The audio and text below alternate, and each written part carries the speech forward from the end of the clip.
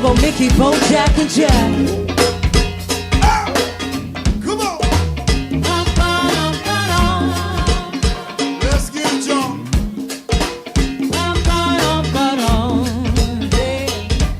All right. What you doing, Bobby?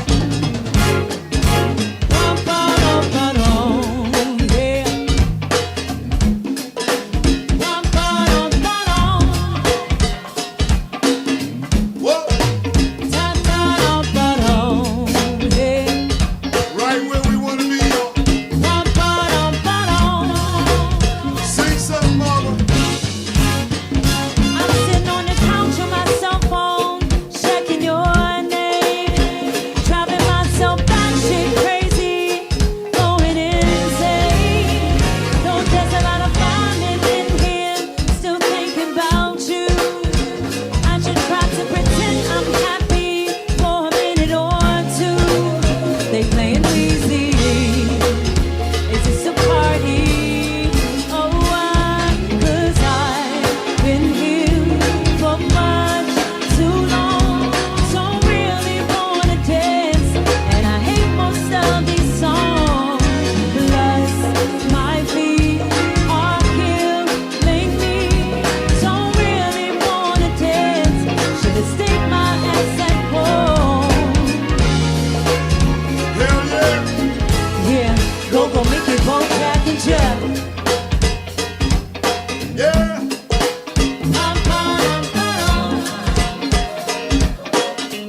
All right. My man Cowboy is in the building, y'all. Yeah.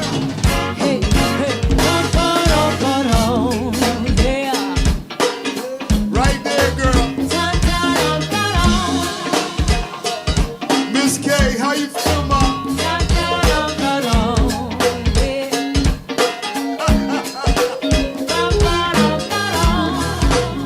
One more verse.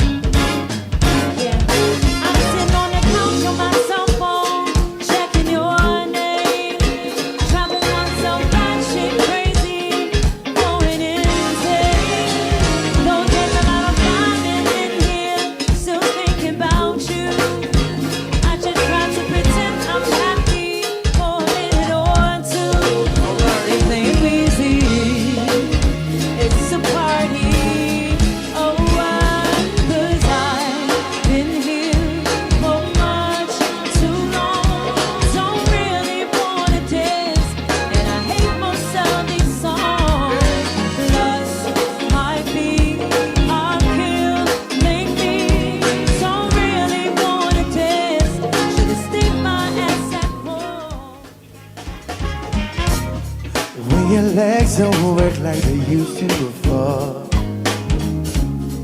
and I can't sweep you off of the feet. When your lips still remember the taste of my love, will your eyes still smile from your cheeks?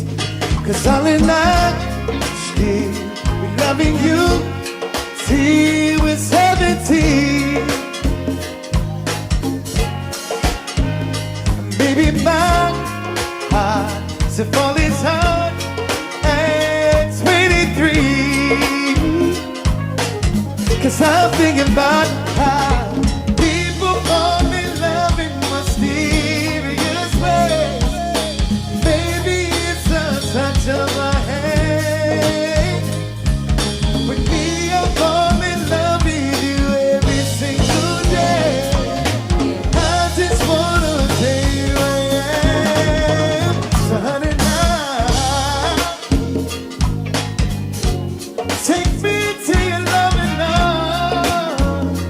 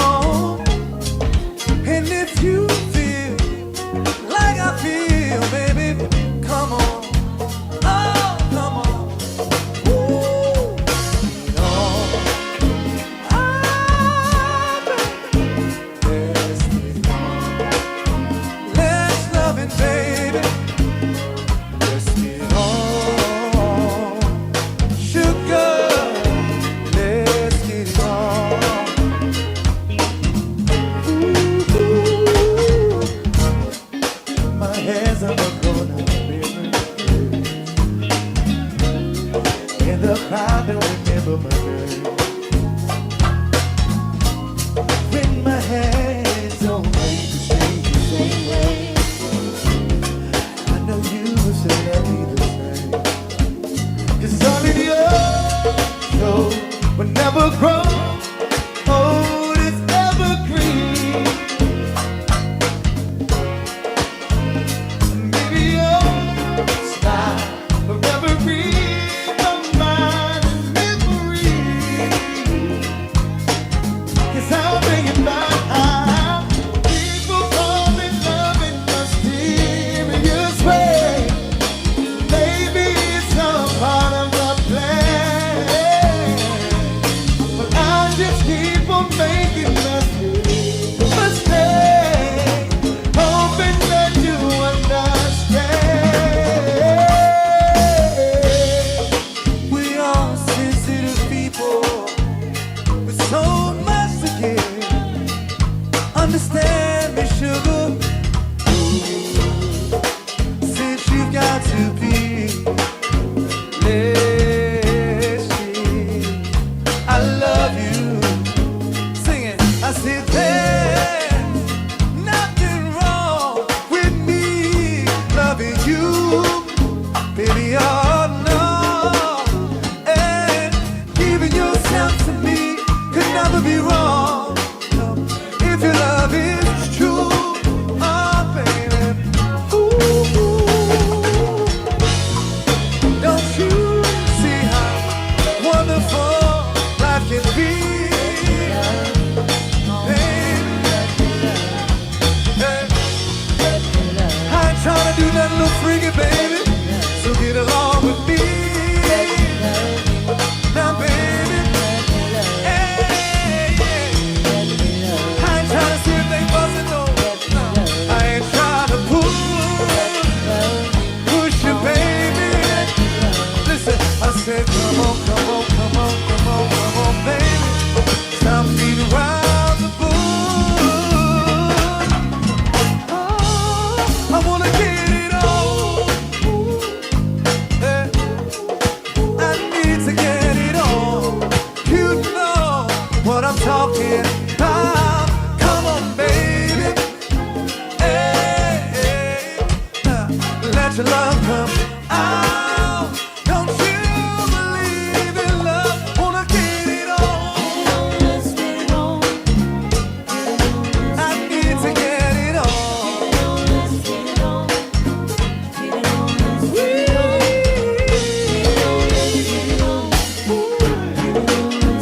Let your love come out. Hey, go go biggie, jam it up. Oh, hold it.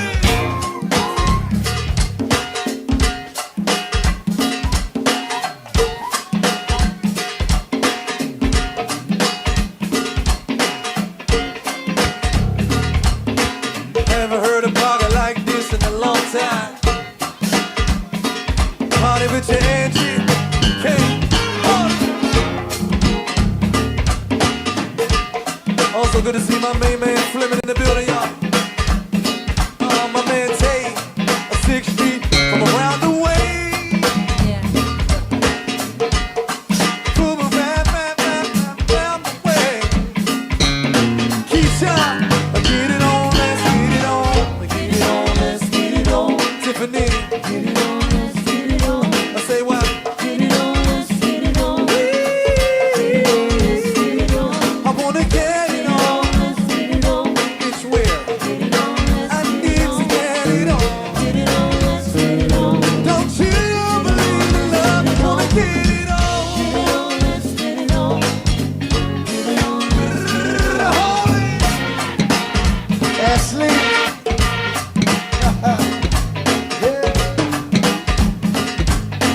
Shit, goddamn, motherfucker. Hey, Johnny.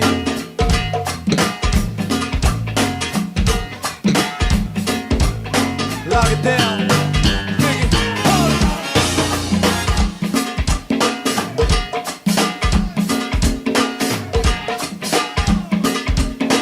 Haven't heard a party like this in a long time.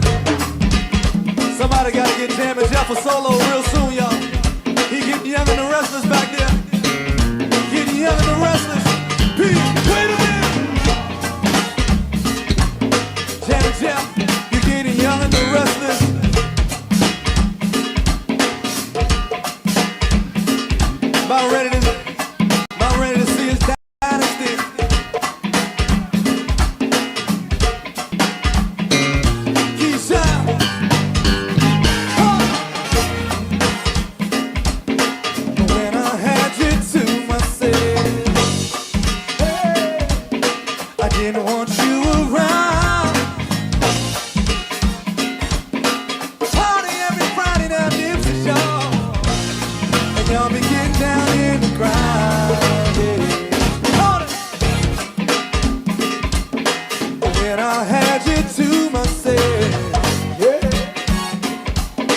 I didn't want you around.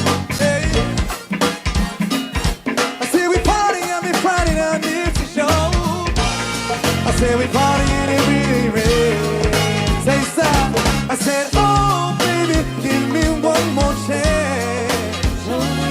I said, won't you please let me back in your heart? Oh darling, I was blind and let you go. But now that I see you in his arms, I want you back. Yes, I do now. Ooh, ooh, baby. Yeah, yeah, yeah, yeah. Na, na, na, na. Special dedication going out to all the Pisces in the building, y'all. If you a Pisces, if you with a Pisces, put something over there. It's Aries season, Detroit. Happy birthday, Aries. Hey, Pisces, your season is over. Baby, don't stop, 'cause I like it on time. Hey, why don't you come into my house? Fellas, if you with it and you think you're gon' hit it, psych, come into my house. Checking my body while I'm sipping on Bacardi. Hey, why don't you come into my house? Throw up your hands if you wanna see me dance. Hey, fellas, come into my house, nice and slow. That's how we do it with the lights down low. And all the fellas, they be throwing that dough. I know you feel it 'cause you want some more. Oh, oh, get up and dance. I'm burning up, about to get out my pants. And I can't help the way I work my hands. Let's keep it real, got it going on, and you gotta keep it strong.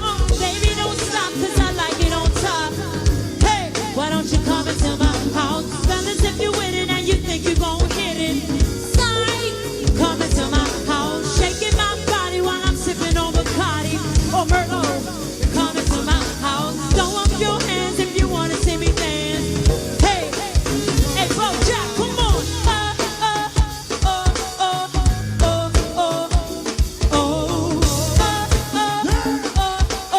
And DYB, come into my house.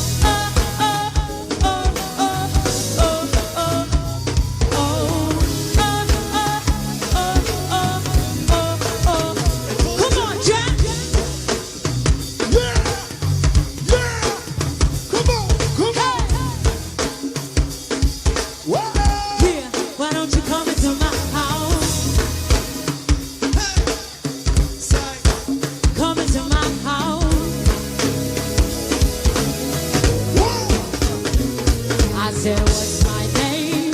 The KIM is taking over your brain. I got the jelly that be on the chain. I make them holler, make them go insane. Hey, hey, you wanna see me wiggle from side to side? Drop it down low and enjoy the ride. Hey, we gon' get down tonight. Got it going on and you gotta keep it strong. Baby, don't stop, 'cause I like it on top. Hey, why don't you come into my house? Fellas, if you with it and you think you gon' hit it, psych, come into my house. Shaking my body while I'm sipping on Bacardi or Merlot. Come into my house. Throw up your hands if you wanna see me dance. And Bojack, come on.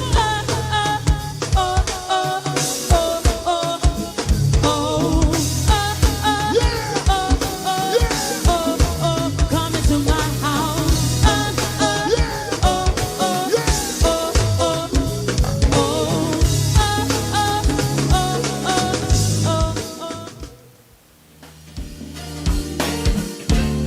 My song, y'all.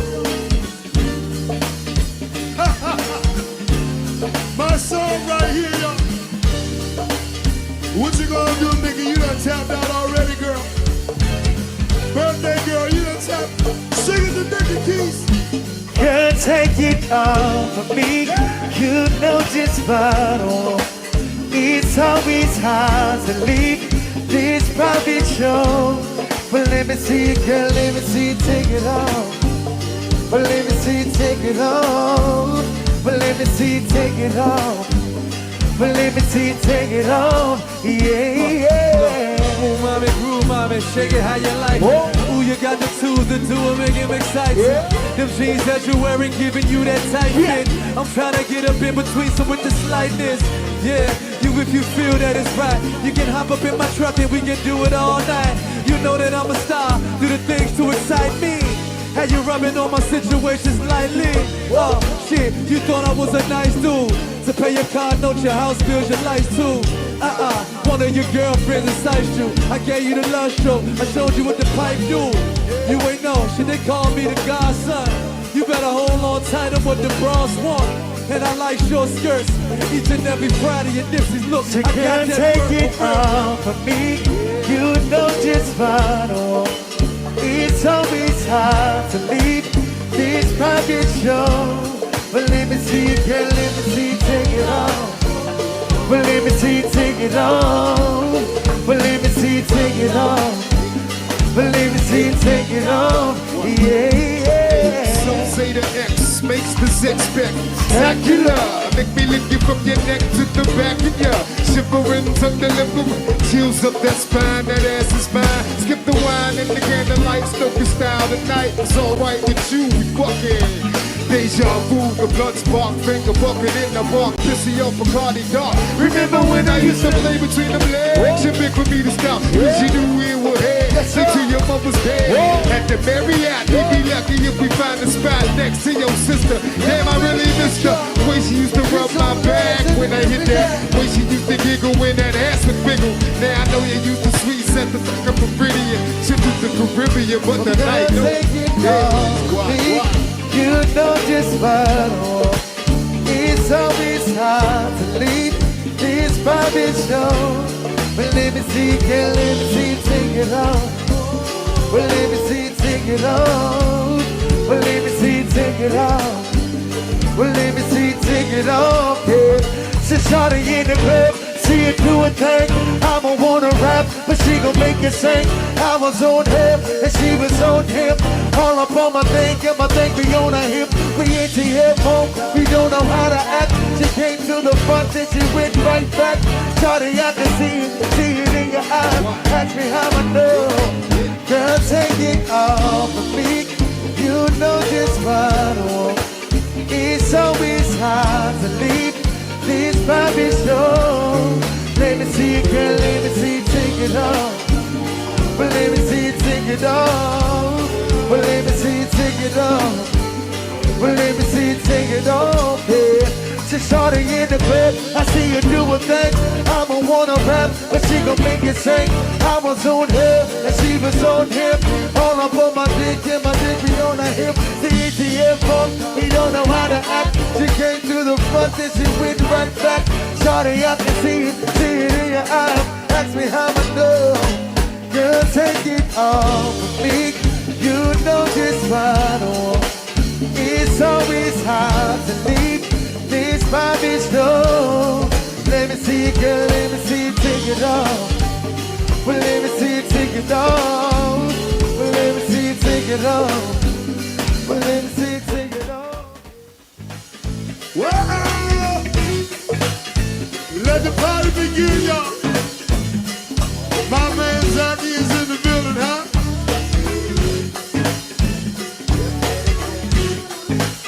What you talking about, mama? Yeah! Yeah! Wait for Sweet Lisa to get into the building. Yeah, Choo-choo to get into the building, y'all. yeah, Yeah! Small Project, where you been, mama? Huh? Where a minute, huh?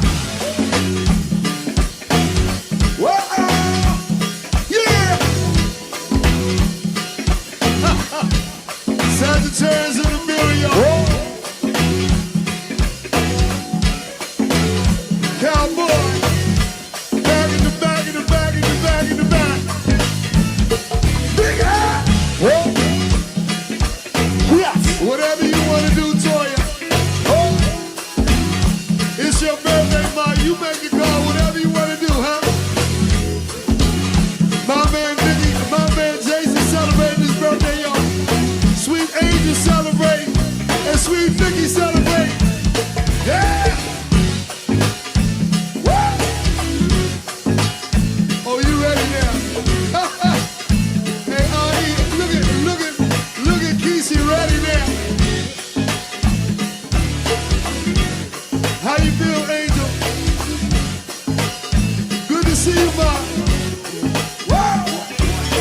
I walked in 30,000 in my pocket and I had her screaming like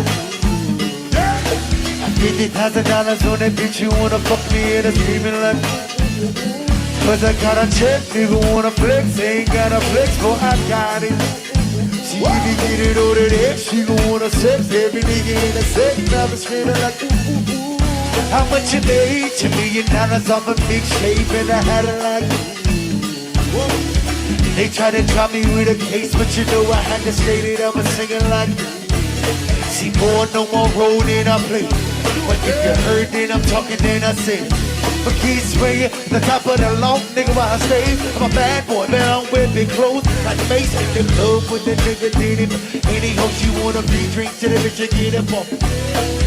Well, I'm the nigga that get it poppin'. The her show like Dennis Rodman. The clip what you know it. When I landed for a walk, 30,000 in my pocket and I had her screaming like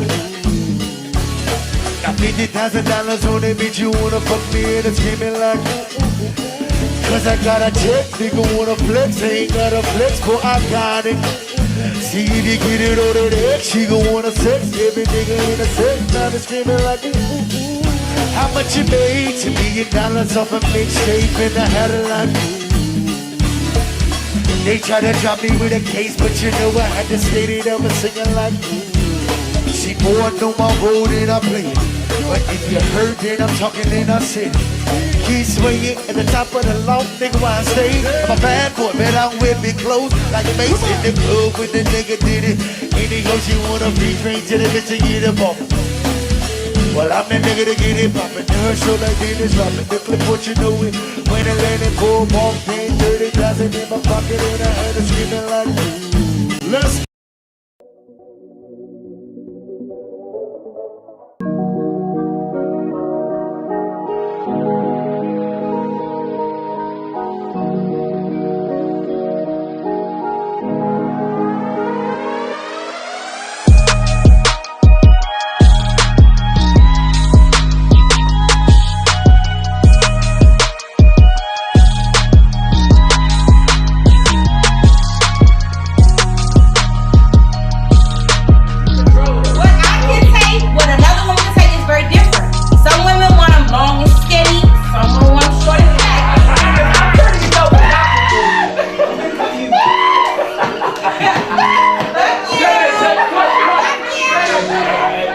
some women, they're right. Look, don't stress with it don't happen as much with the G-spot. Make sure I did look at the package before to make sure that I was like, okay, I can do that. Yes, you know, ain't no race in the world been through what Black African Americans have been through. But also that came along with the program, came along with this and the fear. The least amount of power. Yeah, the least amount of power. You gonna take that.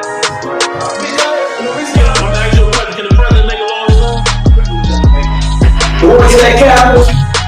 That was a front to anybody that's in here that ever said, I'm American. For years, hundreds of years, white people always felt that it's not theirs and they can take it.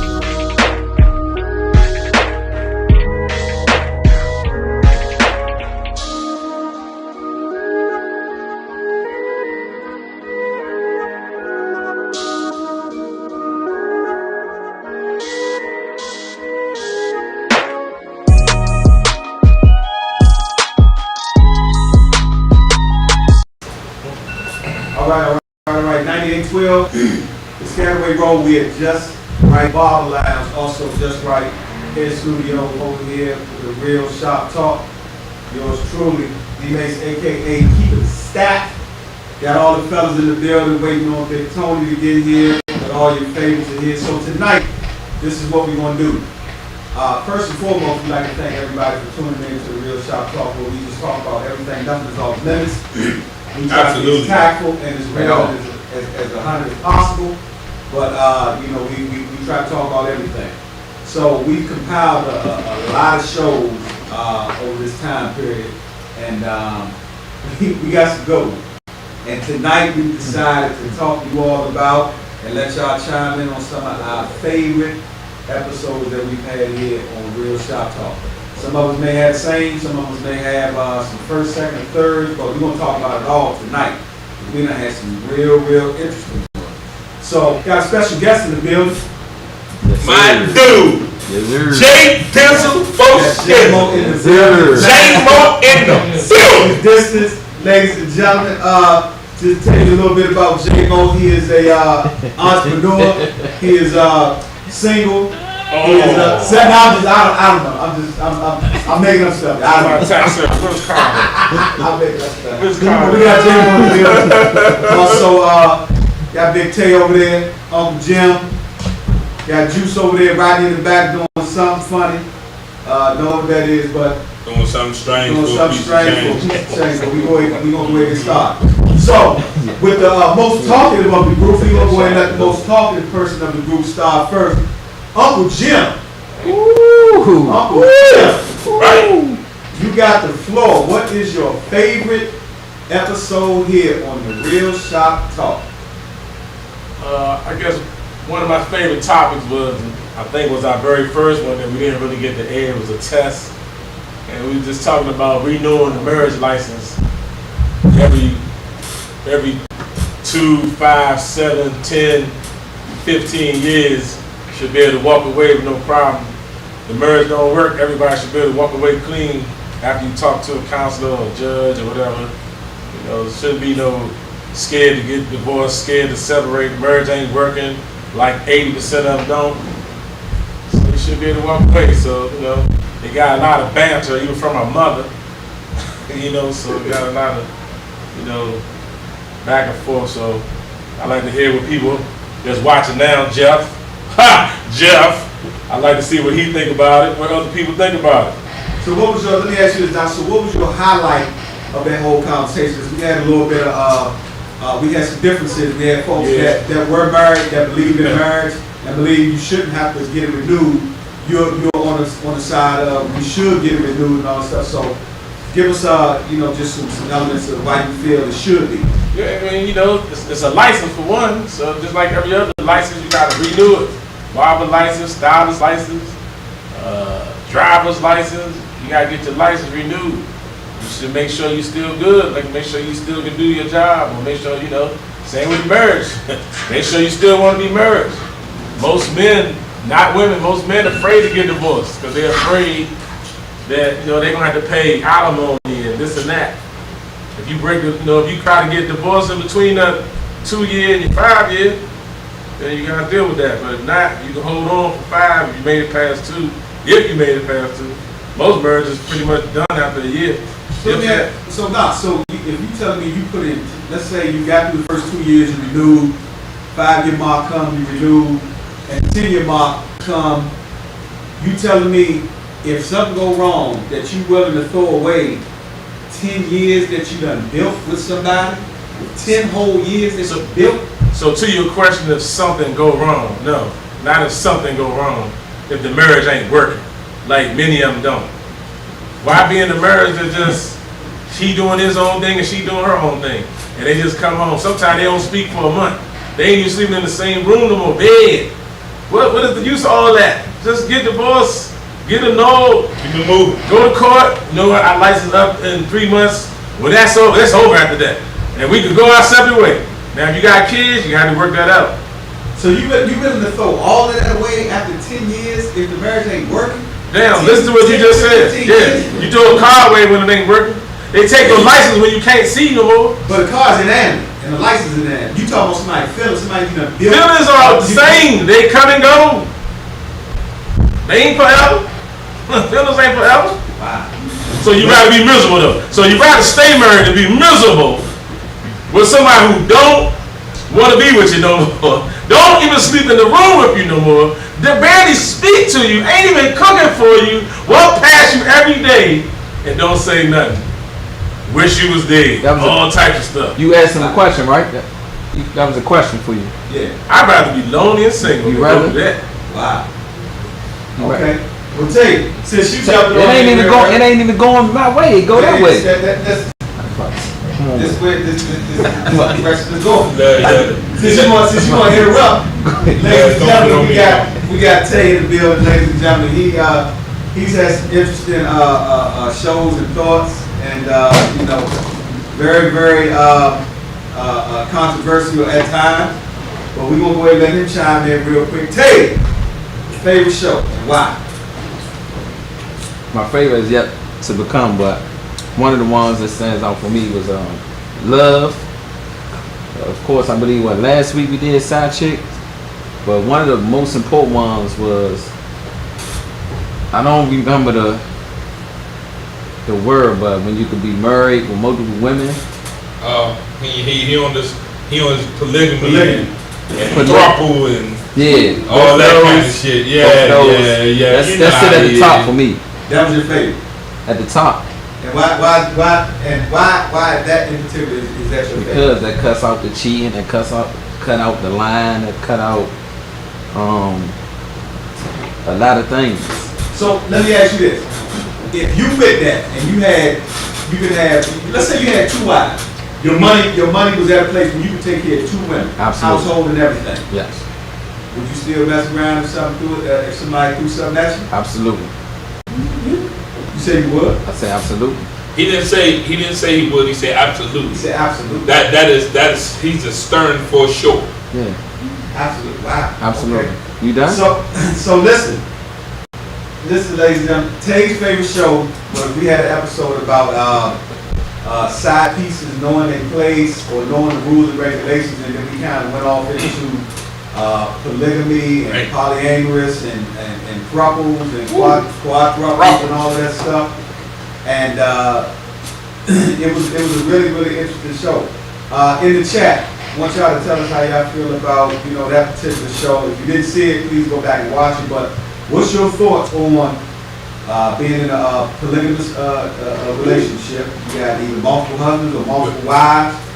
Would you still get something on the side if somebody threw themselves at you? But it's not just it's relationship. It's partners, multiple partners that's you okay with. Because one of them is for marriage, right? Right. Polygamy. And then the other one. Polyamorous is multiple partners. Yeah. How much you promote that too? So you guys can you guys can elaborate on that. Which one you with? Which one you not with? You're in a polyamorous relationship, a polygamous relationship, or you're in a throuple or quadruple. Talk to us in the chat. Me personally on that, like, god dang, man. I think about if I had multiple wives. Wow. Like, would I cheat? That's tough because, like, I think people think because you got multiple wives, you won't cheat. And I think that's the big problem with it. People think that if you have multiple wives, you won't cheat. But listen, women are going to be women, men are going to be men. If you see something out there you're attracted to, that yearning desire or that thing that gives you that dopamine fix, it's going to kick off, and you might want to sit there and get out there and test the waters and do stuff. So having multiple wives ain't necessarily going to be your answer. Having multiple men ain't going to be your answer, because or multiple husbands ain't going to be your answer, because people want to do whatever they want to do. So Mr. Juice is in the building, ladies and gentlemen. Your favorite show and why? This should be interesting. Man, it's pretty tough for me because we done had some. We done had. We done had some, man. I mean, just the whole thing with fathers and caring about the youth in the neighborhoods, and like that was a touching one for me because at the same time we wind up having kids here that at the time we were trying to mentor, and then also having a mother here that was clearly at that point in time going through things in her life. I mean, that out of the more serious of the shows, probably for me was that Do Black Lives Really Matter. On the fun side, for me it was the dating show and the sex show. I mean, just understanding how people think. I mean, seriously, like how shy some people are when it comes to dating and or sex, and like where some people will go for their own satisfaction. I mean, we know some people like to have multiple partners if it was legal. You know what I'm saying? I'm not too sure about that one. I don't think I can have, you know, if you've ever been married, I don't think I can have no motherfucking, how many, what you say? Shit. I ain't worried about Mr. Man. I ain't worried about that. You know what it is. Nah, but I mean, seriously, I mean, those shows, you know what I'm saying, ring a bell. I mean, just especially the dating and you know, I felt like it was one of dating's biggest shows was Who Should Pay. Mr. You know, Who Should Pay. To me, that was We gonna get to that. Yeah, to me, that was a fun show, because I mean, at that time, as he said, was shit. If you feel like I'm supposed to pay, you know, he had a whole nother thought. So I'm gonna let him get into his thought. But that show was definitely a fun one to me as well. Right, we over with you, right? Hey, me and him kind of on the same page. My favorite show, probably Does Black Lives Really Matter? I mean, that really touched home because I feel in our community, we desensitize, or we have a lack of respect for our own kind. We put more value to other ethnicities than we do ourselves, and we need to hold ourselves to a higher standard. Also, we need to go and start rewriting the stereotypes that are written about black people. I mean, we've grown to be so comfortable that niggas ain't shit. Black women are loud, boisterous, and unwilling, don't know how to take care of man. I mean, all these different things that society puts on us as black people. So the Black Lives Matter, Does Black Lives Matter really hit home. Another interesting one was, like I said, we was on the same page, is the sex one. Where we had the sexual, where we had Miss Gallo come in. I mean, for a topic that most men don't really talk about, but it was enlightening. You got to hear different perspectives. It was open conversation. So that right there was that hit home for me. And I like those episodes right there. Yeah. So for me, there definitely shows that I love, especially the more serious ones. All of them serious, but Do Black Lives Matter is, if I were to say serious shows, and then if I were to say fun, sexy shows and all of that stuff like that, I would probably say the Black Lives Matter. I was listening to the radio today, and it really amazes me how our current president is passing aggressive legislation to protect the Asian community. Mm-hmm. Not that they don't matter or anything like that, but I'm like, you real aggressive for them, but niggas getting killed every day. We're disenfranchised, we don't have a level playing field. There's injustice for black people. Y'all trying to, push the vaccine on black people and all of that stuff like that. But you got aggressive legislation in place for the Asian community. That's just one of the biggest slaps in the face for me. If we look at, our serious show, this is a big, huge slap in the face. What you got, man? Let me play devil's advocate, though. Just for the sake of being argumentative, the way we do in the barbershop. I'm with you. This legislation, this aggressive legislation that they're passing, it's irritating, right? But then I have to sit back and think about us as people, meaning my race, meaning how we do things. Like, the Asian people aren't hurting each other. So it is other people hurting them. So of course they're passing legislation. Like, we can't even protect that. Like, they're there to protect each other. In their communities, Asian communities, they build each other up. It's again. All I'm saying is, like, I want us to protect us first before we go asking other people to do any things for us that we're not even doing for ourselves. Like, I understand it. I understand what you're saying, and I get what you're saying. I'm just saying, I'm just double advocate. I get what you're saying, but there is Asian or Asian crime. It's just not reported as much as black on black crime. Is it bigger? Hold on. Is it bigger? Is it bigger? It's not a matter of it's big. I'm just asking you. It's not a matter of it's bigger. It's what's more reported, because what's more reported makes it bigger. It's the perception that it happens more in the black community, but we don't know. We don't hear about it in the Asian community because it's not reported as much. Now, I'm in a total agreement with you as far as we have to take care of our own. But we also have to hold one thing that I understand why the Asian community votes with their dollars.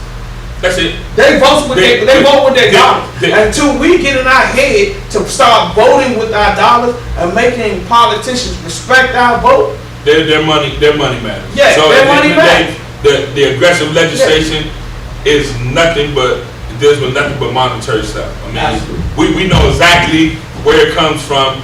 Like when you look at the poor, the middle class to the poor, to the poor class black communities, they don't, even though as we discussed, it really does affect the bottom dollar things, because we tend to go out and spend, you know, a lot more in our local stores. I mean, like you go into these, you know, I'm gonna say suburban neighborhoods, you don't see a liquor store on every corner. You see wine and spirit. You see wine and spirit, and it's like a grocery store when you walk in. All different flavors of wine. They doing wine testings, and they got, you know, all these different things. You come to the local store, and next door we got chips, beer, you got malt. I don't even know the name of the shit. Ice House, motherfucking Mad Dog 2020. They still drinking Mad Dog 2020. I remember that shit. That shit made me nervous. 45 still on the board. But just to emphasize your point, and I'm definitely in agreement with the advocate thing, but like Rodney said, you know, we can't really comment on what's not reported, because I'm sure in every, you know, community, every race, you know, you got crime syndicates, you got your, you know, illegal activity going on and all of that stuff, and if you're not rolling with them, you know what I'm saying, if you're in the way, they will get you up out of here, you know. So I definitely do think that it's a financial thing, because that is a very, very large community. If they ever ended up, if blacks and Chinese ended up merging, then we already know that the white community would be the minority. So we ain't even gonna we don't even cross that bridge. But I think the reason why they're doing it is because numbers of Caucasian Americans are going down. They're doing it. Numbers of Latino Americans have grown. Even African Americans have been growing. They're doing it. So when their numbers get low, the only other community that actually sees or aligns themselves with them is the Asian community. And so they're aligning themselves with the Asian community. And it's a lot of stuff that I see, I look at it from a strategic point, as far as playing check. They're doing this legislation that align themselves with the Asian community because their numbers are doing it. Absolutely. So most Latin American and African American, they relate to a certain degree. Yeah. But you don't see African American or Latin Americans agreeing with Asian. So I mean, that's just my opinion. But I think it's just it's a political ploy to align with another community because of numbers. Now, others may feel different. I got you. So let me get to my fun topic. And I think this is one of our biggest shows. I thoroughly enjoyed the show. And it was our dating show. I don't know if that was one of our first ones. It was. It was like first three. It got the most views, that's for sure. It was either the first one or second. If y'all didn't see our dating show, y'all might want to go check that out, because that was fire. A great show. And just to give you some highlights, my standpoint came from, and you know, we had different views in here, but my standpoint was this right here. Is that if you just meet somebody, ladies, I'm talking to y'all, if you just meet somebody and you know y'all going out for the first time, my My theory is, let's go Dutch. Because we just met. You don't know if you're going to really enjoy the date. I don't know if I'm going to enjoy the date, because really when we go on a date, we're taking a chance based off of the phone conversation. We're trying to see if what we talk about on the phone matches up face to face now. So if I don't like you, and you don't like me, I pay for my food, you pay for your food. Because women got a tendency to do stuff like, if they not feeling the dude, they want to order like the most expensive thing on the menu. They want to get their little kids a little doggy bag. And the business ain't coming back. They just like, man, we ain't gonna do this again, so I might as well go ahead and just do it up. So I'm just saying, listen, to solve all that, just go Dutch. But if you expecting me to pay because I'm quote unquote the man, then how come after the date I can't expect to get a piece of ass? Juice, am I out of line? I mean, you know, we had some views that we agreed on. Me, you know what I'm saying? Like I said, you know, I was raised a tad bit differently as far as those first dates concerned. I kind of know I go into it saying, shit, this on me. You know what I'm saying? Listen, I get your point. I'm Why just you saying taking somebody out you don't want to pay for the values that were instilled in me, the values that were instilled in me by my mom, my grandfather, you know what I'm saying? Even, you know, I hate to say it, but even my uncles, like those things was like, yo, you know, that first date, you know what I'm saying? That shit on you. Now, you know what I'm saying? At some point in time, if she decide, you know, she gonna pay, like, yeah, should every single time you go out? I'm not sure. I don't know. But I feel your thought process from where you're going with it. Like, what if we don't like each other? Now we done wasted time. You done wasted $600-700 on the Ocean Prime or all these other, you know, Ruth Chris, Del Frisco, and like. I like see like some chicks, man. They go to like steak places, don't even know how to hold the fork and cut a steak. They don't know what you fake, but you don't know what the side of the fork is versus. The side of the fork is. You don't know okay, the outside of the fork, you don't know none of that. The side of the fork is, and all. You ain't even holding the butter. You put butter on your bread with a spoon. But you fake big time class. Wait a minute. I'm supposed to drop a rack of bread tape. Help me out. Well, first of all, I'm not even taking that type of person out. But you don't know that, because remember, we had another discussion. That's what people put on their faces. They got their mask on. You mean their representative in the beginning. As someone said, not until about 6 months into whatever it is you all doing, do you start to really meet the actual person. This mask came off at the date right away. Well, that mask might have came off. If they put butter on their bread with a spoon, man, that's when you pick up the phone and start texting. I'm just saying, man. You do what they do. When the dude do some fucked up shit on the date, don't talk about your help. They might text their motherfucking girlfriend and be like, this nigga whack this shit. When this shit over, this it. All I'm saying is females be playing real big, going out expensive restaurants where they want to go, and then they talk a good game, but then they get there, they don't really know how to order food. You know, they want to just look. Every female just about want to look for seafood. That's all they really know. Lobster and crab, crab cake. I want a steak. Don't even know the different cuts of steak. You put a New York strip in front of them, tell them it's a tomahawk, they gonna believe you. But it's corded. It's corded, dog. What you mean it's corded? Filet on ribeye. Let me out. It's corded. Everybody know when you first start dating, you court. You trying to put your best effort forward. So you trying to do what? You trying to impress. Because you want to get your best effort first because of your interest into this person, you want to sit there and do what? Don't you sit over there and lie and say you don't put your best effort forward. Now, can you go to a whole nother level? Yeah. But you do give them that first initial effort because first impressions mean something. Do they not? First time, hold on, first, bro, you just said First first. impression got you the number. Huh? Got you the phone call. No, first impression did get you the number. Yeah, what did that? First impression did. The meal. First impression didn't get you the number. First impressions, the first impression is based off of what they see and follow up after you get the number. Because getting the number is just, hey, that's introduction. Shit, come on, I give you a false number. I give you a fake number. No. We talk from the standpoint of a real number, right?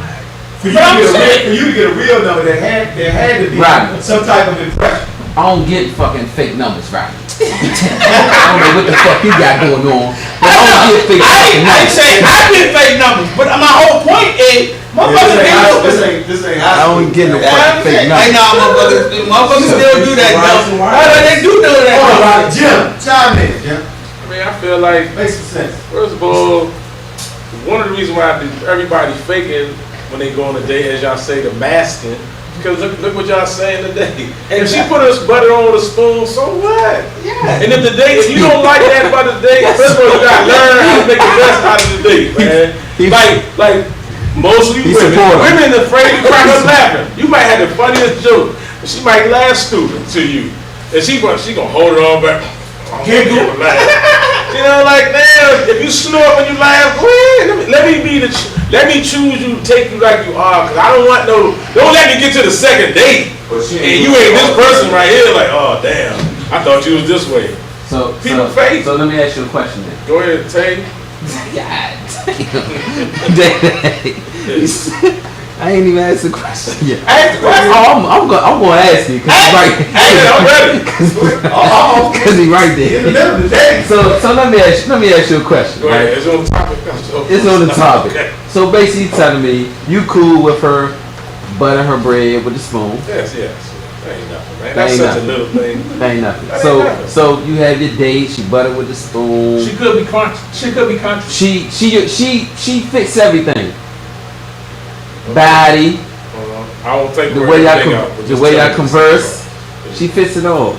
And then you know what? She like, you know what? I'm gonna fuck you tonight. He like, okay, cool. She get to the crib. She takes a shit and then take a shower. Okay. Do you still engage?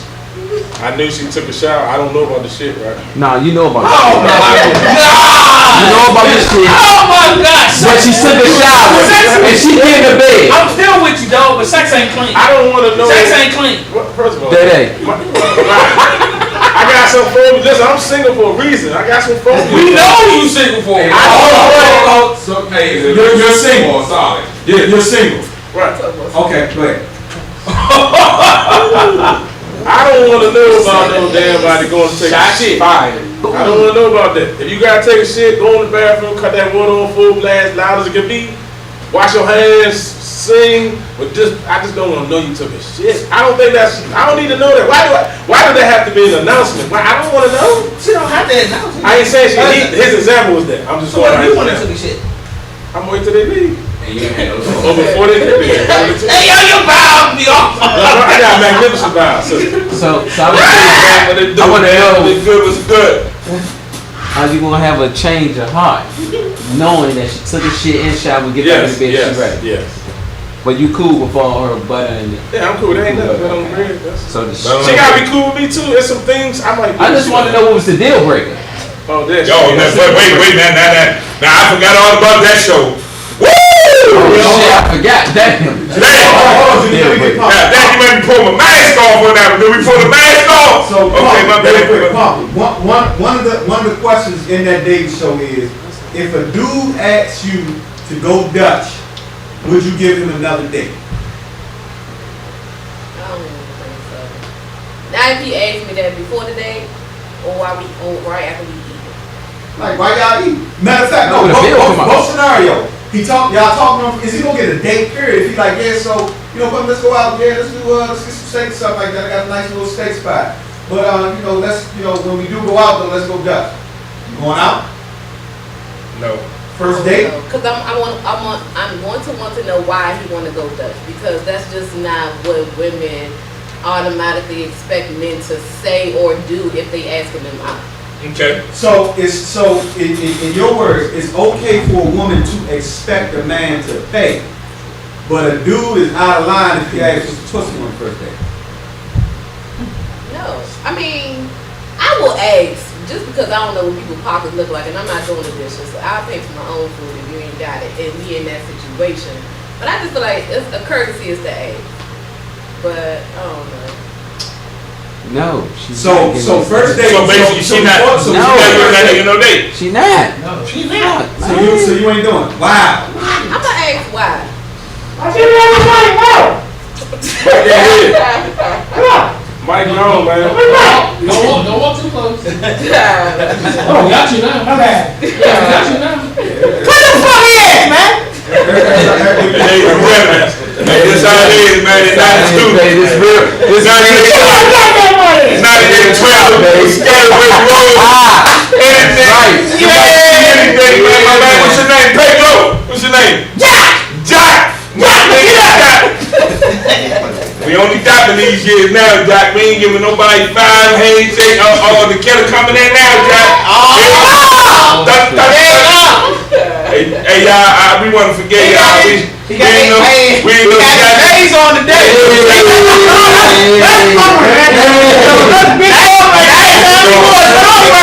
Ladies and gentlemen, we got Air Force One Tony in the building. Man, you disrespectful. Don't come down, man. You get what done? We got, I'm sorry, Air Force One, man. We got, I'm gonna take your ass out. we got J1 Tony in here. Hey, what is this, man? Karaoke? No. Okay, hold on. Tony, that's where we at. We're talking about our favorite episode. Right now, we on the we talking about the dates episode. Wow, at least one of my personal favorites. We gonna circle back around to my personal favorite. Are we live again?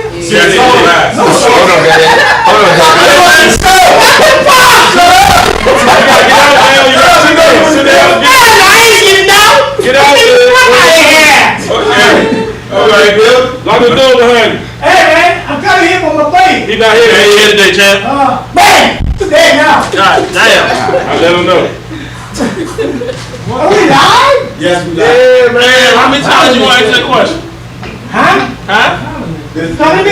Yeah, you. You sure? This is live. Are you sure? This is live, ladies and gentlemen. Come on, man. You big dog, I can't touch big dog. We forget him. He doesn't know any better. He like big homie Tony, man. Say it. My name's David. All right, David. I'm the king. All right. Karaoke king. Karaoke King. Jeez, my guy. If that's only karaoke, then I'll sing. Everybody English. dance in here. Not this week. Not this week. Really? Not this week, Dave. Not this week. You heard me. All right, we live, man. That's the show. We. Hey, look. 99.9. All All right, Dave. Thanks a lot, man. All right. We have infiltrated. All right, now we back. Tony. Hold on, wait a minute. We got. Hey, I'm about to get him out of here. We got him out of here, man. My man J-Mo gonna lock the door, but we had to put the big hand to him. Ladies and gentlemen, we ain't wanna put the big hand to the Spanish guy, but we got a request from Mr. Jackson for Pumpkin. You want to read that out, man? It says, oh, wow. One of his favorite shows was he loved to hear Pumpkin talk about the size matter again. Okay, Big Dave. Okay. So Big Dave was impressed with what Pumpkin said. I know she don't remember because she probably done switched up since that weekday. And Dave, that was early in Real Shop Talk, baby. The size of what matters? Huh? Damn, she even came back with something different. The size of what matters. We don't know if you're talking about your wallet. I play advocate. Yeah, we gonna play that game. Thank you, Dave. Does the size of a man's meat matter? What, his steak that he cooked? The steak? Come on, the steak that he like to eat? Okay. The man dick size matter. Goddamn. Stop acting like Peter Rabbit. We all going for it. I got it right.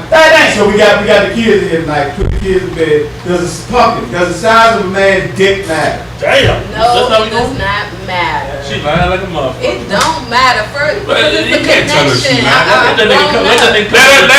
Let him come in there with 2 windows. See what she say. Nigga, what She you said she gonna ready to work, but she gonna go back to what? Look at her face. Look at her face. She go back to what Dr. It really don't matter if we have a connection. So if it's a casual thing, I have come across someone casually where I felt sorry for them. And it wasn't their fault, you know. But Damn. Hey, Dave. I felt bad. Big homie, she said it wasn't their fault, big baby. She felt bad for him. It don't matter, but So what you saying is, you coming for some casual sex, you better bring the package. You better bring that Sears down hard battery, mother. Okay, so Papa, here goes the question. You go out on a date, and you feeling the dude, and you decide you want to get down that night. He give you some bullshit, sex. Is he gonna get a second date and get a second opportunity to hit? you might get a second date, but I don't know about the opportunity to hit. Bullshit. It's connection with me. So you already made the connection on the first, But it wasn't good, so we could be cool, you know, and hang out and have fun. I don't take Yeah, but it perfect. what if, I don't know, what if the connection was there, but shit just got a little crazy and you know what I mean? I can give him a second chance. You get, okay, that's what, yeah, you know what I mean? I know, Jules, Why you begging her and shit? Get that nigga on sex. I want to be like Day, the habitual scenario giver. My man Day is the habitual, in case you don't know, hey, Miss Carter, how you doing? Welcome back. Yeah, Day is the habitual scenario giver. She's trying to be nice with the camera, but. So look here, Tony. Yo. Mr. J1. Woo! Mr. J1. Ones and all Your favorite topic that we talked about, your favorite episode that we talked about, and why? It would definitely have to be dating. Dating was definitely part of his favorite. They would definitely, that was Heard a lot of different perspectives. No, I got to find out you don't like to take walks in the park as a date. I actually talked to somebody today about your whole idea of female about going Dutch on the first date. And she agreed. See that message? Say it again, Tom. I actually talked to a female about how she felt about going Dutch on the first date. You know, based off your premise. Yeah. And she agreed. She was like, yeah, I don't know if I want like this nigga. But she also said, you know, it made her feel more comfortable because then she feel like nothing's expected. She's not expected, and she feel like she don't got to worry about niggas coming at her like, so you give me some ass tonight or what? Because like I paid for my date, you paid for yours, so I ain't obligated to shit. And these are you. There you go. Well, my comment. I'm just only because of what he said, how he said it. If she didn't pay, does she feel obligated because he paid for the dinner to have sex with her? I think we tend to obligated. always base it on sex, but like, do you feel obligated to even go out with them again? Like, there's some dudes that after a first date with a female, you don't even want to call her no more. Man, like the first 5 minutes, like you want the shit to be over. You like, damn, did we ride together? Because now remember, we dealing with the representative. At least for the first month. But that's some people. First of all, don't make that at 100%. But I feel you. We always dealing with the representative. I don't know. Man, I don't. It's some emotional people. It's some men and women out here that will give you they gonna flip their cars over on the first deal. That's what they do. They get 100. The whole hand out, man. As soon as handling. I've never seen that talk ain't revealed. Not the whole hand though, not the whole hand. You must have never tongued out before then. Ain't no poker player. I don't play talk, bro. I played 13, 49, 50. Fucking catch me. They sure I don't even know how to play the card game. I just learned how to play poker. I'm good at it though. So let me dive back in. J-Mo, ladies and gentlemen, we got J-Mo. How do you feel about going Dutch on a first date? What's your thoughts? That nigga should you do it? I don't know, my man. I'm not going Dutch. You paying for I'm paying for it. Okay. I'm paying for why? That she asked. Why? Yeah. Because that's just how I was raised. Thank you, J-Mo. Okay. So that nigga wasn't raised right. That nigga wasn't raised right, basically. Go ahead, J-Mo. Hey man, I grew up in a household with my folks. My father, he paid for everything. My mother had her money to do whatever. So that's what I learned. Okay. So when I'm in that situation, it's the same way. It's, yo, I'm gonna pay for everything that I can pay for. So J-Mo, do you believe that some things could have just been taught wrong? Like, you know, we do things out of tradition that don't mean it's right. Yeah, 100%. 100%. We got some traditions that don't make sense. Like, it don't make sense that you go broke trying to take this girl up that's not in your range. See, another thing that you didn't talk about was, hey, men gotta know what their range is. We gotta know, yo, this girl, she gonna cost me a little bit. You know what I'm saying? This girl, I'm cool with. I can get away with, not having a wife. But if you got that wife, so in other words, let me stop you right there. He said you gotta know your range. This girl right here is He talking that good shit right He there. talking that money shit. So maybe you got to date or like in your range. So if you like in your range, your range is Applebee's range. You should date Applebee's range. I disagree. I'm just having the conversation. I don't want you to disagree. I want you to agree with me. Again, it depends. I can't get It depends because there's certain people that you gonna do different things for. Oh, yeah. But that other Oh, person they know. you're not gonna do for. So would you be out of line if you took this, Del Frisco, the Ocean Prime chick out, and you dropped like 200 or 300? Would you be out of line if you asked for some pussy? In the way you asked for. Your actions have asked for. Also, because you dropped that bag, that means It's not that you dropped the bag. It's everything It's a whole that adds up package. to. So you trying to make it, one variable versus the other. It's the whole picture. Break that shit down. It's different variables that get you to say, you know what? Don't teach us. Don't give us the fast version. Get the motherfucking lesson. Let's talk about these variables. But you say you don't want to get that. Teach that for that. But we got. You don't want to pay for. Fuck you. I'm not paying for. I'm paying for a date regardless. Okay. And I'm going with whoever, you know what I'm saying? Okay, real quick, before you dive to the variable. If you're paying for a date, right, and it's understood, are you in your private time while you getting dressed like, I'm trying to fuck this bitch? Is that your conversation with yourself in the mirror as you freshen it up? Man, we going to Ocean Prime. So Charlie want to go to Ocean Prime, man. I'm getting tonight. Is that your mindset? Keep it 100. Is that my mindset? Yes. No. Because again, you're going to Cause pay that for the life. No. Is that your mindset, That ain't mindset. Is that your mindset, Dede? Is that my mindset? Yeah. If you go to Ocean Prime, Yeah. you expect to get laid. I'm definitely. You can go to Applebee's. That's what I'm saying. I go to the carryout. Oh, I can Netflix and chill. I'm saying I can Netflix and chill. And my goal is going to be to hit.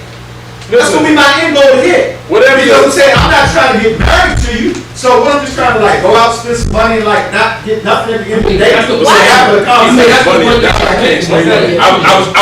I was hoping that the actual. Hey, I took her on the walk in the park and end game with the hit. I wasn't spending no money. Yeah, you know. I'm saying I'm with all that.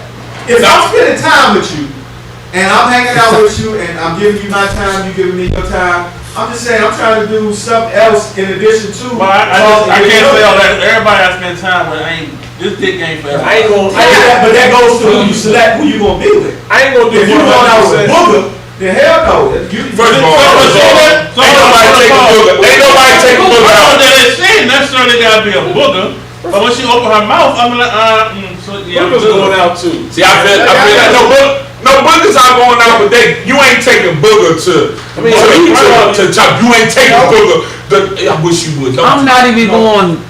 That's what I'm saying. So that issue becomes. I want to say you going out to at least get the know the person. Because I feel like you want kind of know the person with the mask on. setting. You want to be in a different setting. That's your motherfucking interview. Hey, listen. Right, so whether you get the second. That's what I'm The saying. interview is when we fucking interact before we exchange numbers. No, that's your phone interview. No, listen. Stop. Job phone interview.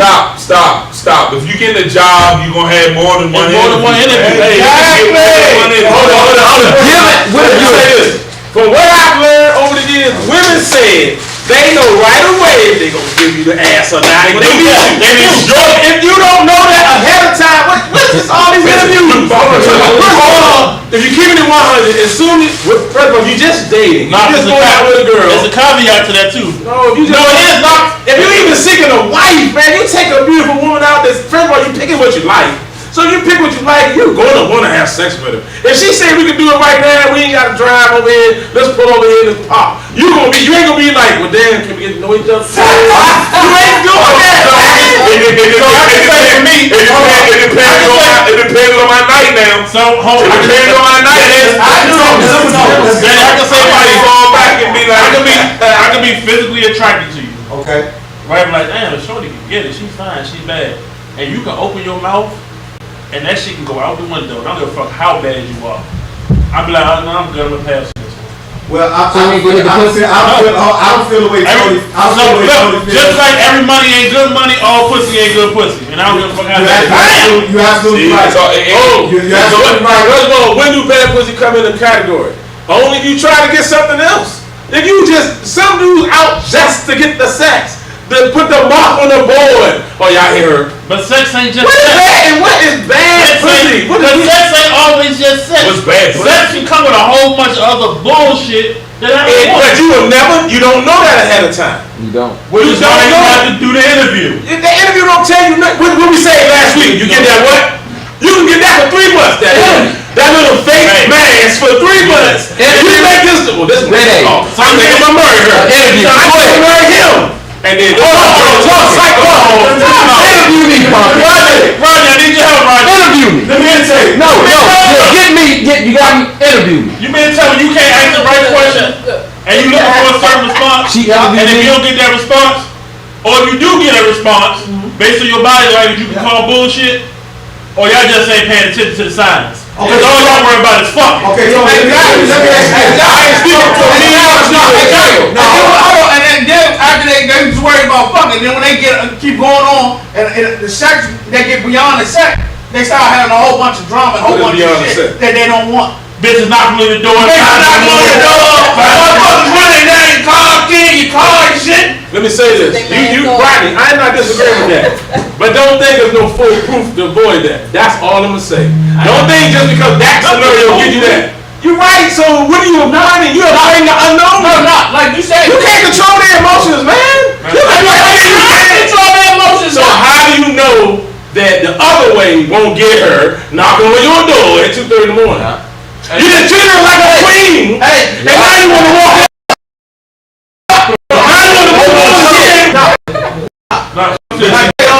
It's many ways to skin a cat. Right. So with it being many ways to skin a cat, what may work for Knox may not work for Tony, may not work for Teddy. But what's the name? Many ways. So we all just talking about our experiences and what the way we go about doing. I'm not disagreeing with that. I'm just agreeing with the shoot down of the one scenario to the other. That's all I'm saying. I agree that all of them can get you that. That's my point. I'm gonna agree with one thing Coach Knox said. Most women know.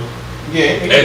As I've discussed many a time, sitting down at the bar or you know what I'm saying, us chilling, they know within first meet you whether they would at least attempt or think about giving you the pussy. Your job is not to fuck it up. Yeah.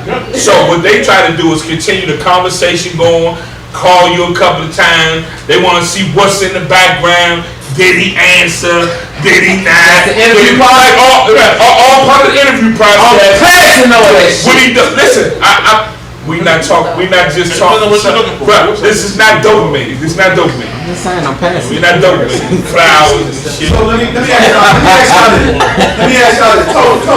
Tony Knox. Listen to this question. If you're a single male and you're not really tripping off of getting married, when you go out with females, what is your primary motive to going out with a female? You going up? It depends. You say go to the room. Why does it? It depends. It depends on the female. Why does it? Why? Well, if you heard the first part of the question. What's up? Why? Because it said motive. You said motive. Every female you don't have it. You can't say. Let me tell you, every female I talk to ain't about getting ass. Like I'm a business-minded motherfucker. You make so me what's your motive? Ask me a question.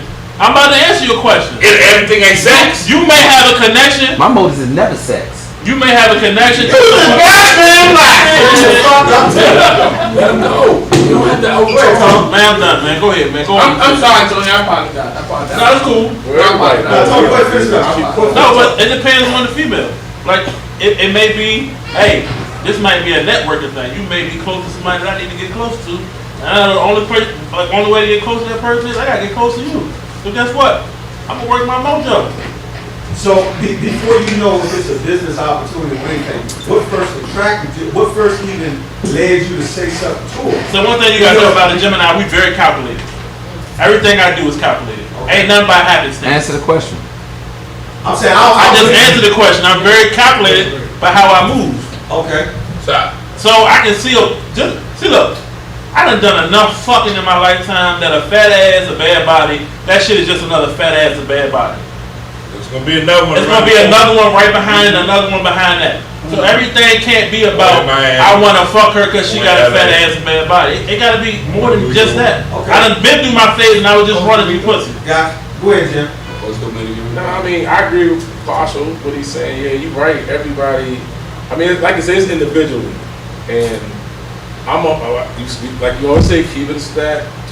If you meet, first of all, if you meet somebody you like, your taste buds, your desire, natural instinct as a man, you want to hit it. Now, does everybody agree with that? Like Tay said, they lying if they don't.